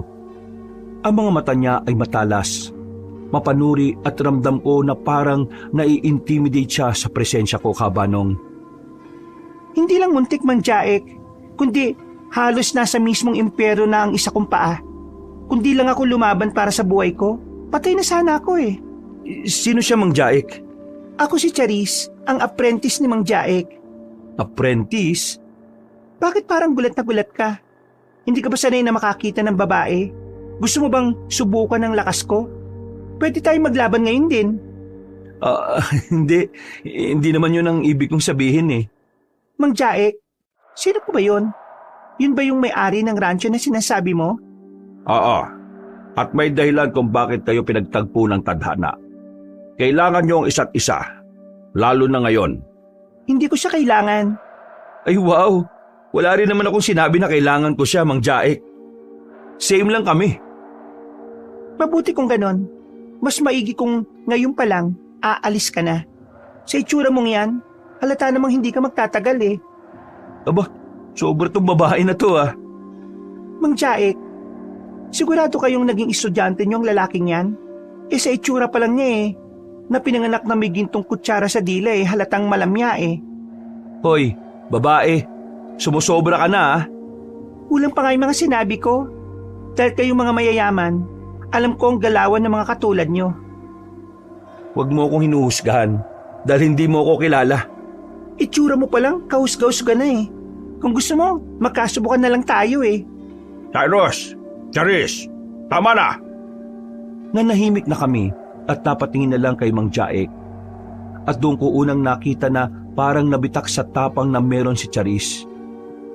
Nasabi ko na lang sa sarili ko na kahit mataray at medyo mapanghusga, ay may tinatago pa rin siyang bait sa katawan. Sadyang may topak lang talaga ang mga babae. Pinaupo na kami ni Mang Jaek at nagsimula siyang magkwento patungkol sa mga nangyayari. Kung paanong nagsimula at unti-unting lamunin ng kasamaan ng rancho. Kinwento niya rin ang tungkol kay Charis. Kaya ko nalaman ang buhay ng masungit na babae. Hindi siya taga-rancho, pero ang lugar na yon ang kumuha sa kanya ng lahat. Ang pamilya niya ang unang nakipagkasundo kay Tio Cuenca na para sa magandang trabaho. At nang magsimulang magbago dahil humihingi na nga ng kapalit ang kampon ng kasamaan, yun na nga po, Kabanong, ang mga mahal sa buhay ni Charis ang naging kapalit. Si Charis lang ang nakaligtas at kaya rin siya kinuha ni Mang Jaek bilang kapalit ko. Kaya ko rin naintindihan kung bakit siya ngayon masungit. kung bakit siya nagagalit sa akin at para akong sinisisi sa nangyari sa buhay niya. Nang maintindihan ko ang mga yon, ay nagsorry ako sa kanya at tinanggap niya naman to ng taos sa puso. Wala na po roon ang lahat ng mga gamit namin ni tatay. Malamang po yun ang inuna ng mga aswang na tanggalin para mas madali nilang mapagharian ng rancho. Kung sinasabi niyo po na nagtatago lang din sa lugar na yon ang pinuno ng mga aswang na naghahari-harian doon, kailangan ko talagang bumalik. Malamang ang taong yun yung nakita kong nagmamasid sa akin kanina nung nandun ako malapit sa sapa. Kung babalik ka ron na hindi armado, mamamatay ka lang. Alam ko ang panganib na yon, pero kailangan ko pa rin gawin. Nandun pa rin ang tiyo Cuenca ko, na kahit siya ang may kasalanan, biktima pa rin naman siya ng sarili niyang katangahan at paniniwala. Bukod doon, meron pa rin mga normal na inosenteng tao ron sa rancho katulad ni Aling Celia. Pero mamamatay ka pa rin kapag bumalik ka ron. Nung gabing yon, Kabanong, hindi kami nagkasundo pero hindi na rin kami nagkaaway. At bago kami matulog, sa pagitan ng katahimikan at apoy ng lampara, sa katahimikan ng gabi, ay nagulat ako nang lumabas siya mula sa kanyang tinutulugan. Nasa bandang salas lang ako at natutulog sa sahig. Nagulat na lang ako nang umupo siya sa akin, kaya bahagya akong napabangon.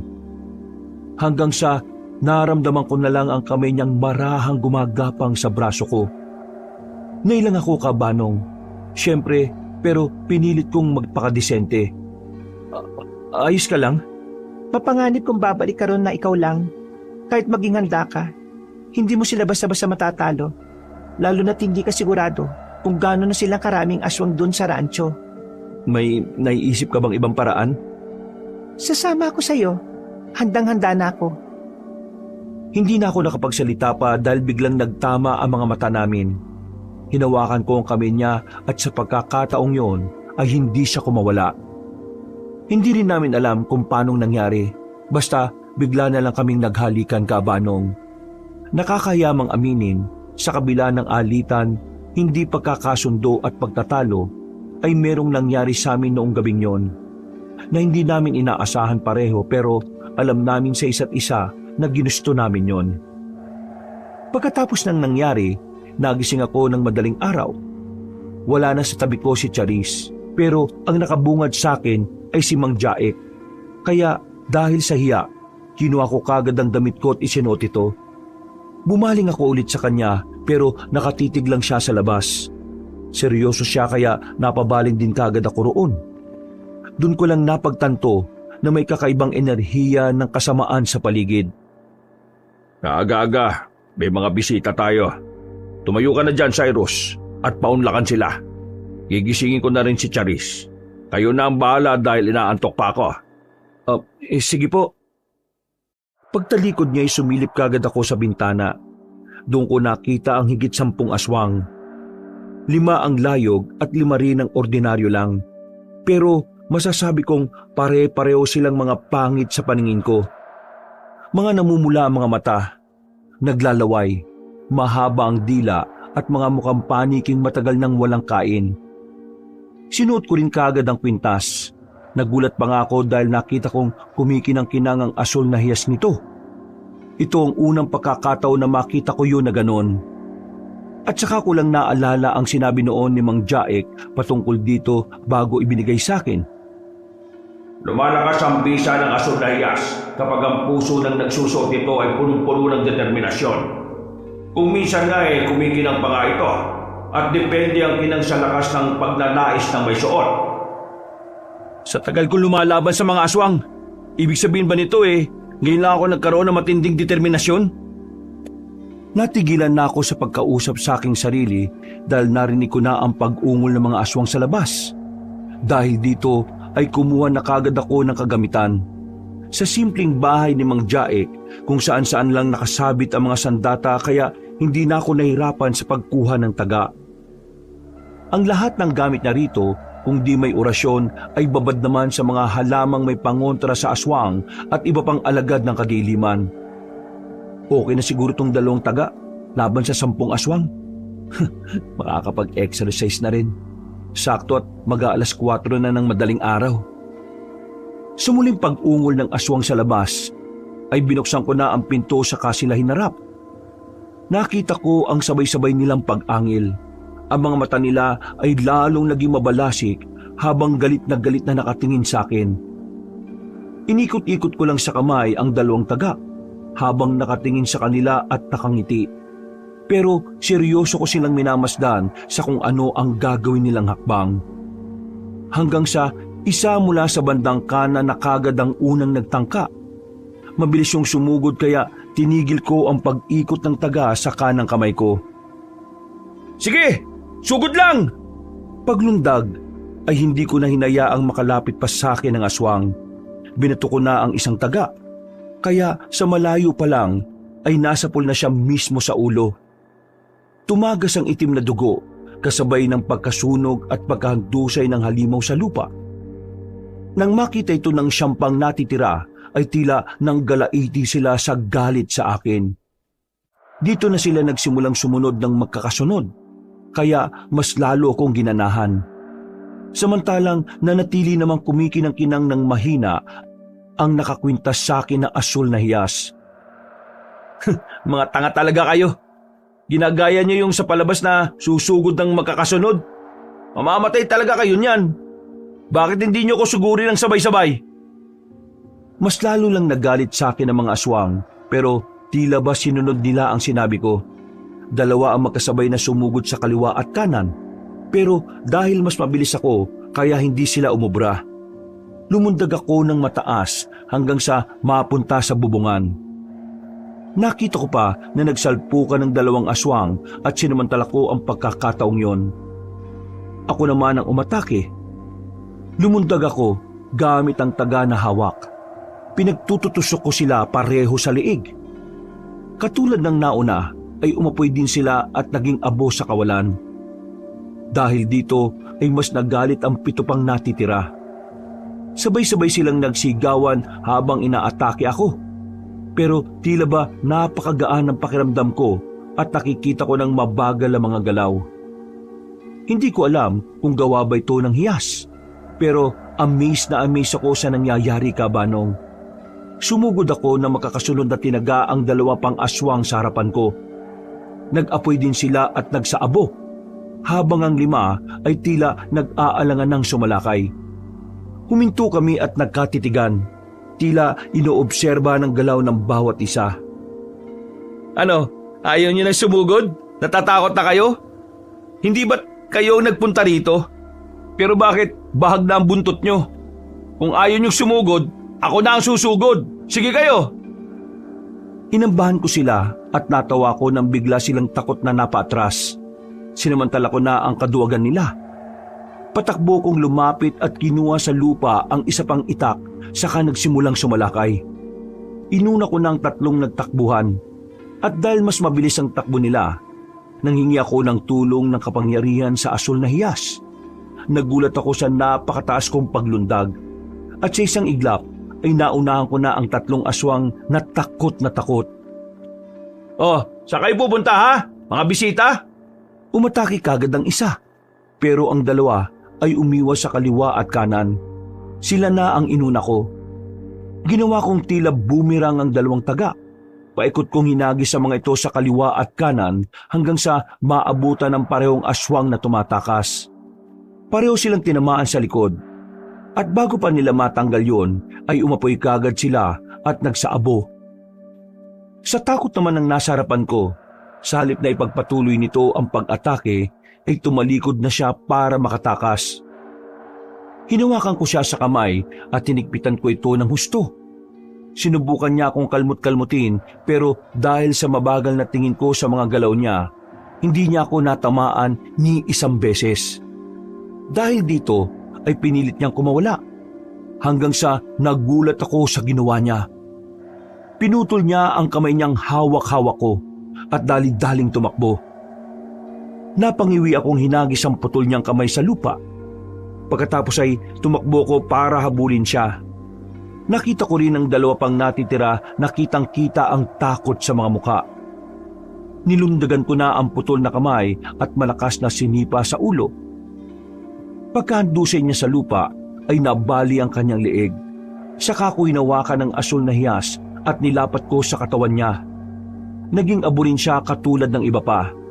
At ang makita yun ng dalawa pang natitirang aswang, umangil sila ng umangil sa galit. Magkakasunod na alulong yun. Hanggang sa maramdaman ko ang kakaibang ihip ng hangin. Alam ko na nagtatawag pa sila. Kaya bago pa dumating ang mga bagong aswang, ay pinatay ko na sila pareho. Pagkatapos ay binalikan ko ang dalawang taga kanina. Pagdampot ko sa mga ito, ay saka ko napansin sa paligid ang mapupulang mga mata na unti-unting lumilinaw. Halos nasa 20 aswang ang dumating sa panawagan ng napatay kong dalawang aswang kanina. Maganda-gandang laban to. Huwag mong sabihin sa akin na sosuloyin mo lang tong laban. Uy, gising ka na pala. Si Mang Jaik.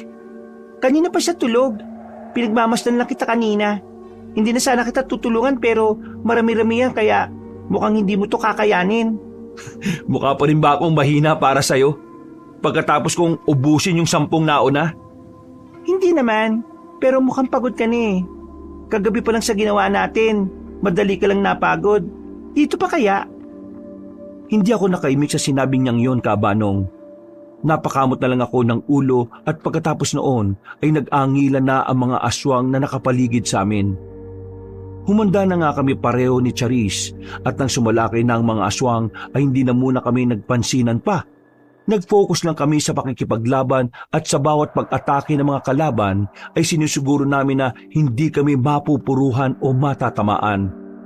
Pagkatapos ng higit 20 aswang ay may dumating pa pero kakaunti na lang sila. Halos pasikat na ang araw nang matapos namin ang laban. Hanggang sa isa na lang ang matira. Hindi kaagad namin yung sinunog. Hinayaan namin gumagapang palayo sa amin habang unti-unting sumisikat ang araw. Nang makalapit na kami sa nasabing halimaw, ay umakyat yung nagmamakaawa sa amin. Parang awa yun na. Wala lang akong pagpipilian. Pinatay niya ang buong pamilya ko. Pati ang mga kaanak ko ay ginawa na rin niyang aswang. Hindi ko gusto itong pagiging kampo na kadiliman. Pero wala akong mapagpipilian. Nangungusap siya sa isip ko. Hindi siya tumitigil. Ayaw niyang tumigil. Makinig ka! Kung sasabihin mo kung saan nagtatago ang pinuno niyo, gagawin namin ang lahat para matulungan ka. Magaling na antingero si Mang Jaik. Siguradong matutulungan kanyang maibalik sa dati. At kahit ang ilan pang nayanggaw sa rancho. Kaya habang maaga pa, huwag ka na matakot na sabihin kung nasaan ang pinuno nyo. Nasa ilalim lang siya ng asyenda. Kilalang kilala mo siya, Cyrus. Ha? Magsisinungaling ka rin ba sa akin? Narinig mo na yung sinabi ng unang aswang na pinatay ko sa rancho, di ba? Nagsasabi ako ng totoo. Kilalang kilala mo ang pinuno ng aswang. Malapit siya kay Mang Mon at Manang Alisa. At siya rin ang pumatay sa mag-asawang yon. Hindi lang dahil sa galit sa'yo, kundi dahil rin sa galit sa kanila. Bakit naman magagalit ng aswang na yung kay Mang Mon at Manang Alisa? Dahil... Ha? Anong nangyayari sa'yo? Tumigil ka na, parang awa mo na. Tama na, umalis ka na sa isip ko. Nagulat kami pareho ni Charis nang makita na tila lumulobo ang katawan ng nahihirapang aswang. Para yung sasabog kaya dali-dali akong hinatak ni Charis palayo roon. Hanggang sa magkatotoo nga ang naiisip namin. Pumutok na parang lobong nasobran sa hangin ng katawan ng aswang. Kaya hindi na nito nasabi ang gusto nitong sabihin. Sino yung sinasabi ng aswang na yon? Na pinuno ng aswang na malapit kay Mang Mon at Manang Alisa? Wala talaga akong ideya eh. Malalaman lang natin ang totoo kung pupunta tayo sa ilalim ng asyenda nyo. Oo, gano'n na nga. Kailangan na natin pumunta ron at huwag na tayo mag-aksaya ng oras. Tara na! Nagpahinga na muna kami saglit habang sikat na ang araw. Naikwento na rin namin kay Mang Jaik ang tungkol sa revelasyong ito. Pero wala rin naman siyang ideya. Dahil sa mga nangyari, pinagplanuhan naming mabuti ang lahat ng gagawin. Nang makapaganda na, ay hindi na kami nag-aksaya ng panahon. Madaling araw nang bumalik kami sa rancho. 3 kami, ako, si Charis, at si Mang Jaik. Sa totoo lang, Kabanong, ay ayaw na naming isama sana ang guro, pero nagpumilit talaga siya. Nag-aalala lang daw siya sa amin at siniguro naman niyang hindi siya magiging sagabal sa amin. Isa pa, kailangan din talaga namin siya para sa mga inosenteng tao na ililigtas doon sa rancho. Napakakalmado na ng oras na yon, pero hindi to tipikal. Halata sa badya ng paligid ang bumabalot na kadiliman. Ang ulap ay makapal at tinatakpan nito ang bilog na buwan. Pabor naman sa akin ang ganoon dahil masanay akong gumalaw kapag pareho kaming bulag ng kalaban. Pagpasok sa bukas na gate, huminto kami sa gilid ng dating kamalig. Mabaho ang paligid at nangangamoy ang lansa ng kalaban. Naging mapagmatsyag kagad kami hanggang sa may isang lalaking dumating na parabang lasing. Pero alam na naming hindi ordinaryo yun. Dahil sa amoy ng paligid, hinayaan lang namin maglakad ang lalaki hanggang sa makarating sa harap namin.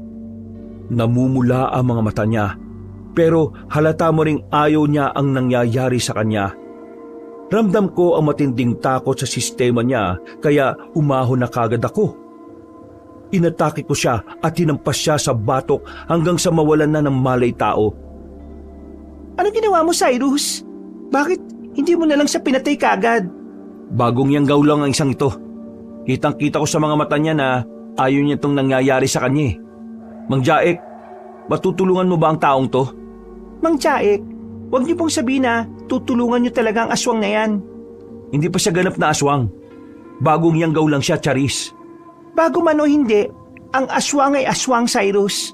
Dapat silang mamatay lahat. Oo, tama na. Baka magtalo na naman kayo sa halip na mga aswang ang kalabanin natin baka kayo pa ang maglabanan ha? Sorry po, Mang Jaek. Sorry rin, Cyrus. May punto ka naman, Charis. Ang bagong nayanggaw ay may tuturing na ring aswang. Nakatikim na sila ng sariwang dugo at karne o kahit hindi pa. Pero tama rin si Cyrus.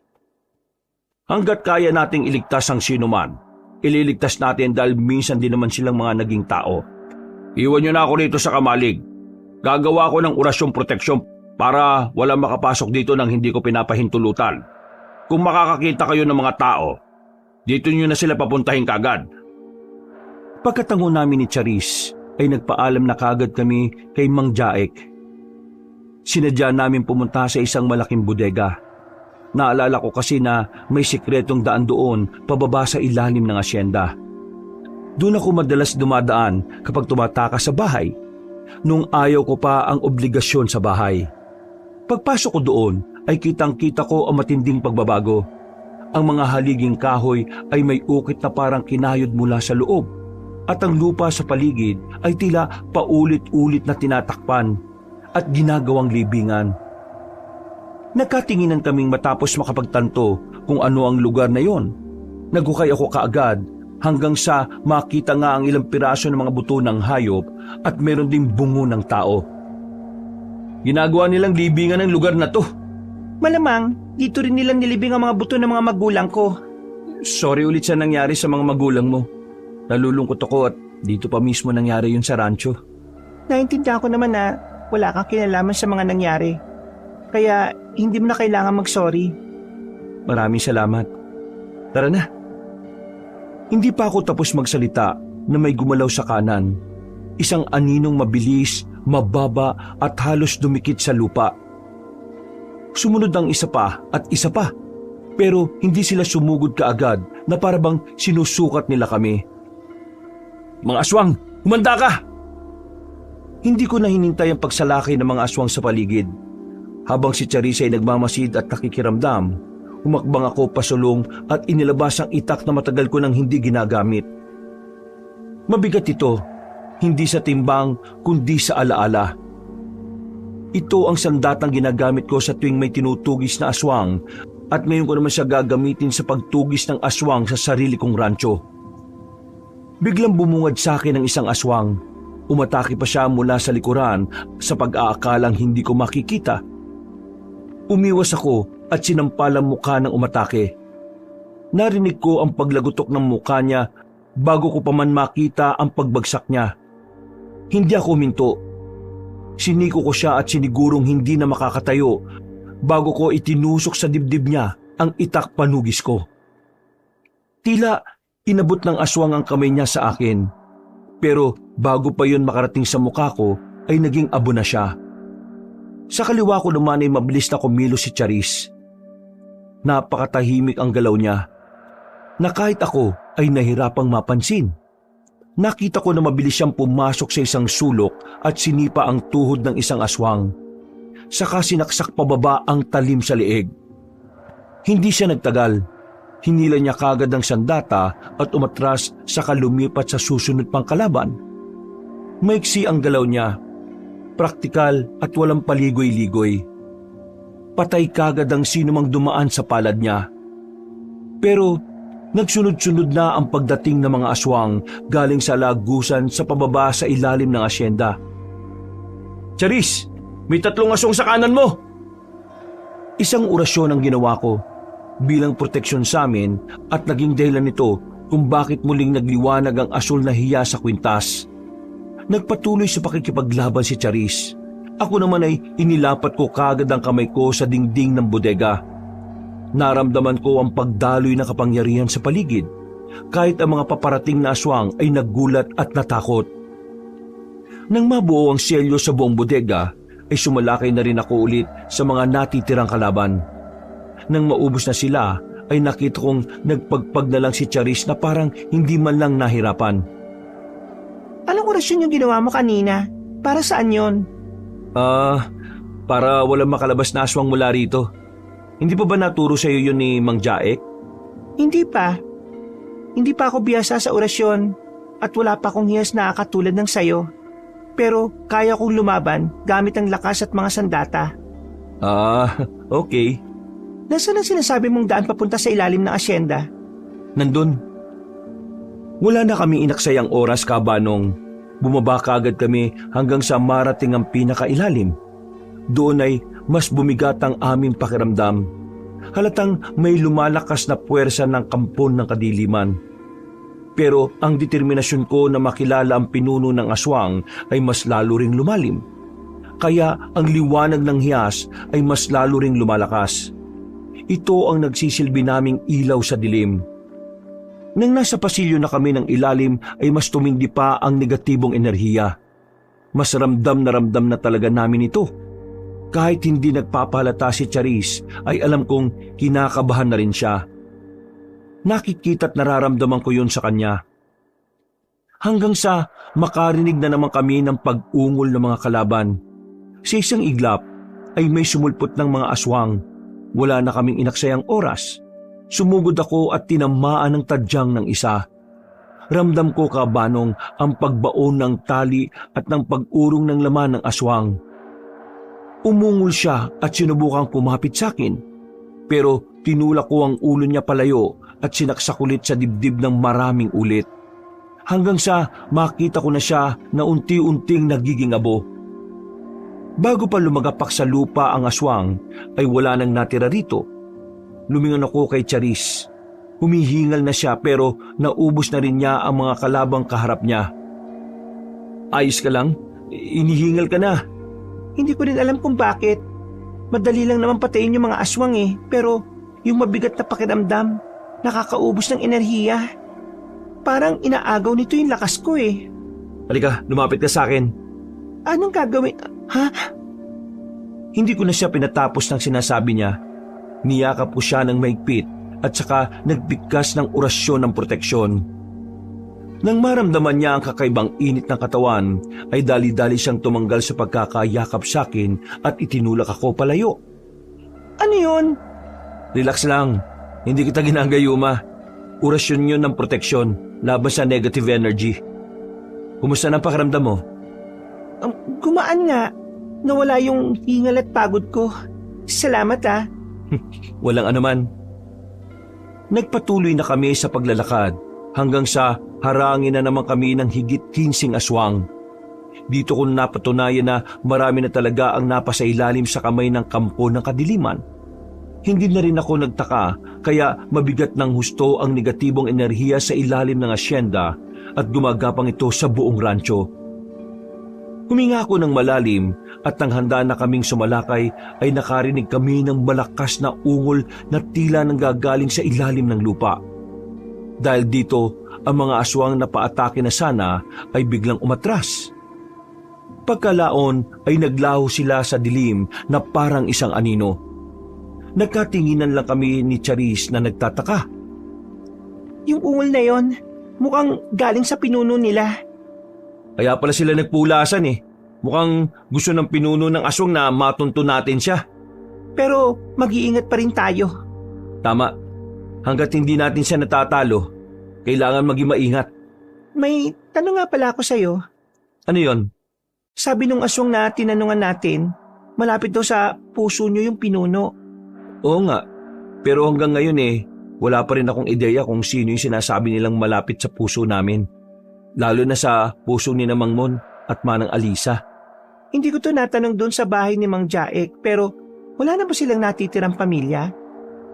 Wala na silang mga kamag-anak Kahit yung nag-iisa nilang anak namatay na rin pati yung asawa nun. Meron silang apo, pero matagal na panahon na rin wala. Inanod yun ng lumaragas ang tubig sa ilog nung 10 taong gulang pa lang kami. 15 years old naman ako noon. 5 taon ang tanda ko kay Pempem nung nangyari yun. Kaya naging malapit ako sa mag-asawang yun at talagang ako ang tinuring nilang apo. Kaya pala, ganun na lang din ang galit mo nang mamatay sila. Talagang umuwi ka rito para hanapin pang hustisya. Nadyan na rin to ng tadhana. Hindi ko sinasabing gusto ko yung nangyaring pagkamatay nila Mang Mon at Manang Alisa. Pero dahil doon nakauwi ako rito at nalaman ko ang totoong kalagayan ng rancho. At konektado rin pala sa pagkamatay nila. Hindi ko lang mabibigyan ng hustisya ang nangyari sa kanila. Malulutas ko na rin ang problema rito. Pati yung sayo. Oo nga. Ay teka, nandito na yata tayo sa pinakadulo Napatingin ako sa harapan at nakita kong isang makapal na pinto. Pagkatingin ko kay Charis, ay dali-dali kong itunulak yon hanggang sa tuluyang magbukas. Maliwanag sa loob dahil sa mga kandilang nakasindi sa bawat sulok ng malawak na silid. Sa pinakadulo ay tila may batong upuan at merong nakaupo roon. Nanlaki ang mga mata ko dahil hindi ako po pwede magkamali. Ang nilalang na nakaupo roon ay ang nilalang na nakita ko sa panaginip ko. Mapayat na hindi katangkaran at parang ang isang bata. Mas lalong nanlaki ang mga mata ko nang malinaw kong makita ang mukha ng nagsabing batang lalaki. Hindi ako po pwedeng magkamali dahil hindi ko makakalimutan ang mukha niya na parang walang pinagbago. Ikaw? Kumusta, Kuya Cyrus? Ha? Pempem? Paano nangyari? Mahirap bang paniwalaan na ako ito? Ang pinuno ng aswang, Kuya Cyrus? Imposible. Matagal ka ng patay. Patay? Kailan naman ako namatay, ha? Nung gabi na inanod ka ng malakas na ragasan ng tubig. May nakita ba kayong bangkay ko? Wala. Iyon naman pali. Bakit nyo kagad pinalabas na patay na ako? Ginusto nyo lang talaga akong mamatay? Kayo ng lolo't lola ko? Hindi totoo yan. Hinahanap ka namin. Sinungaling! Kung hinahanap nyo ako, di sana, hindi kayo nagugulat ngayon. Pero, hinayaan nyo lang ako mabulok Mabuti na lang at kinatagpo ko ng isang nilalang at binigyan ako ng lakas at kapangyarihan. Aaminin ko na hindi naging madali ang buhay ko. Nagtago ako na nagtago hanggang sa makabalik dito para makapagiganti. At ngayon natupad ko na ang gusto ko, napatay ko ang wala akong kwentang lolo at lola at napabalik na kita dito para patayin. Pempem, hindi mo ako kalaban. Lahat ng pumapatay ng mga aswang na pinamumunuan ko kalaban ko. Lalapit sana ako sa kanya para makiusap pero pinigilan ako ni Charis. Doon ko lang napansin na napapaligiran na pala kami ng mga aswang. Naging alerto kami pareho habang ang mga kalaban ay naghahanda na rin. Napatingin ulit ako kay Pempem at nang makita ko siyang humudyat ay sumugod na ang mga aswang. Wala na kaming inaksayang oras. Gamit ang sarili naming lakas ay nakapagtunggalian nga kami sa mga aswang. Pero mas nais kong makalapit kay Pempem para makausap ko siya ng masinsinan. Charis, lalapit ako sa unahan! Delikado! Hindi ko siya pinakinggan. Umabante ako at hindi pinansin ang iba pang mga aswang na sumasalakay. Lahat sila ay iniwasan ko lang hanggang sa makalapit na nga ako kay Pempem. Pempem, makinig ka! Mahal na mahal ka nila Mang Mon at Manang Alisa! Hindi totoong iniisip mo! Nilamon ka lang ng galit! Kaya mo nasabi yan! Hindi ako nilamon ng galit. Ako na mismo ang galit. Kaya dito na kayo mamamatay lahat at mapapasakin ang rancho na ito. Nilapitan ko siya at niyakap. Saka ako nagbigkas ng mga orasyon hanggang sa maharamdaman ko ang init ng katawan niya. Sinyales kasi yon ng epekto ng orasyon. Pero ganun na lang ang gulat ko dahil humahalakhak lang siya ng humahalakhak na parang isang demonyo. Pagkatapos ay ganun na lang ang gulat ko nang umikot ang leeg niya paharap sa akin. Narinig ko pa ang lagatukan ng mga buto niya kaya napaatras ako at napabitaw sa kanya. Bakit hindi umepekto? Nakalimutan mo na yata eh. Hindi lang ikaw ang marunong mag-orasyon. Malakas na kapangyarihan ang binigay sa akin ng demonyo kaya hindi niyo ako matatalo. Napabuntong hininga ako sabay lingon kay Charis na medyo nahihirapan na sa kaaway. Nag-isip ako ng kung anong gagawin dahil halata naman na dihado na kami sa mga nangyayari. Napahawak na lang ako sa asul na hiyas hanggang sa maaalala ko ang isang bagay na sinabi ni Mang Jaek tungkol ulit dito. Ang asul na hiyas na yan, siya mismo ang pumili sa'yo. Wala kang hindi kayang gawin at kapag ginamit mo ang buong kapangyarihan nito, ang tanging kapalit nito ay malaki. Makakaya mo bang gawin yon para makapagligtas ng hindi lang isang buhay? Napabuntong hininga ako sabay lingon kay Charis na medyo nahihirapan na sa kaaway. Nag-isip ako ng kung anong gagawin dahil halata naman na dihado na kami sa mga nangyayari. Napahawak na lang ako sa asul na hiyas hanggang sa maalala ko ang isang bagay na sinabi ni Mang Jaek tungkol ulit dito. Ang asul na hiyas na yan, siya mismo ang pumili sa'yo. Wala yung hindi kayang gawin. At kapag ginamit mo ang buong kapangyarihan nito, ang magiging kapalit nito ay malaki. Makakaya mo bang gawin yon para makapagligtas ng hindi lang isang buhay? Napaigpit ang hawak ko sa kwintas hanggang sa bigla na lang itong kuminang ng ubod lakas. Dito rin kabanong nabuo ang isang mabigat na desisyon. Muli akong napatingin kay Charis at naisip ko rin ang kalagayan ni Mang Jaek.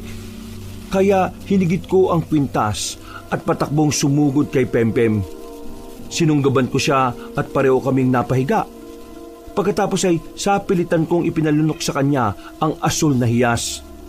Siniguro kong malulunok niya talaga ito hanggang sa mangyari na nga. Maya-maya pa, napatras ako nang makita siyang bigla na nangingisay-ngisay. Nagliwanag ang katawan niya hanggang sa tila magsabog yun ng liwanag sa buong paligid. Napapikit ako at napadapa. Biglang tumahimik ang paligid. Pagkadilat ko ay nakita kong unti-unti nang nagiging abo ang katawan ni Pempem habang tila inaabot ang kamay ko. Sinubukan ko siyang lapitan pero huli na dahil nalusaw na sa hangin ang katawan niya. Ganon din ang mga aswang nakalaban ni Charis. Pagkatapos nito ay biglang nawala ang mabigat na pakiramdam na bumabalot sa buong lugar.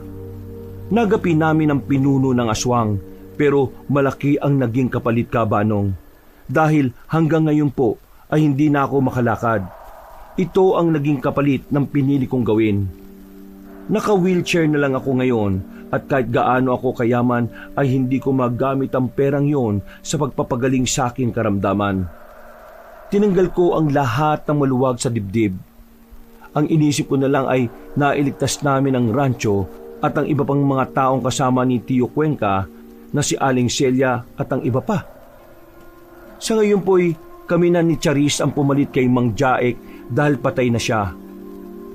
Gamit ang aking kayamanan, tumutulong pa rin ako sa mga nangangailangan lalo na kung patungkol sa hindi pangkaraniwan. Nawa po'y nagustuhan niyo ang aking kwento. Maraming salamat sa pakikinig at pagpalain tayong lahat ng Panginoon. Huwag nawa tayong mawala ng pananalig sa Diyos na buhay. Mga kabangers, mga kayanggaw, bago tayo magwakas, nagpapasalamat po ako sa lahat ng mga sumubaybay sa bago nating kwento na ito ngayon. Kung medyo bitin kayo, inaanyayahan ko kayo na bisitahin ang dalawa pa nating channel. Ang Pamela Clamil channel kung saan nagnanarate ako bilang si Lolo Pael at ako rin bilang si Kabanong. At bisitahin nyo rin ang bagong-bagong channel natin na Kabanong version 2.0 kung saan meron na itong mga moving images kaya meron na tayong napapanood. Habang nakikinig tayo ng narration na meron ng music and effects. Kaya mas maganda, hindi ba? Sana po'y huwag niyong kalimutan na mag-subscribe para makasama kayo sa first 100,000 subscriber ng channel na yon. At para hindi kayo mahirapan na maghanap, ilalagay namin sa pin comment ang mga links ng nasabing video. Hanggang sa muling mga kwento, wakas! Isang napakagandang taon at papagpalang araw sa ating lahat.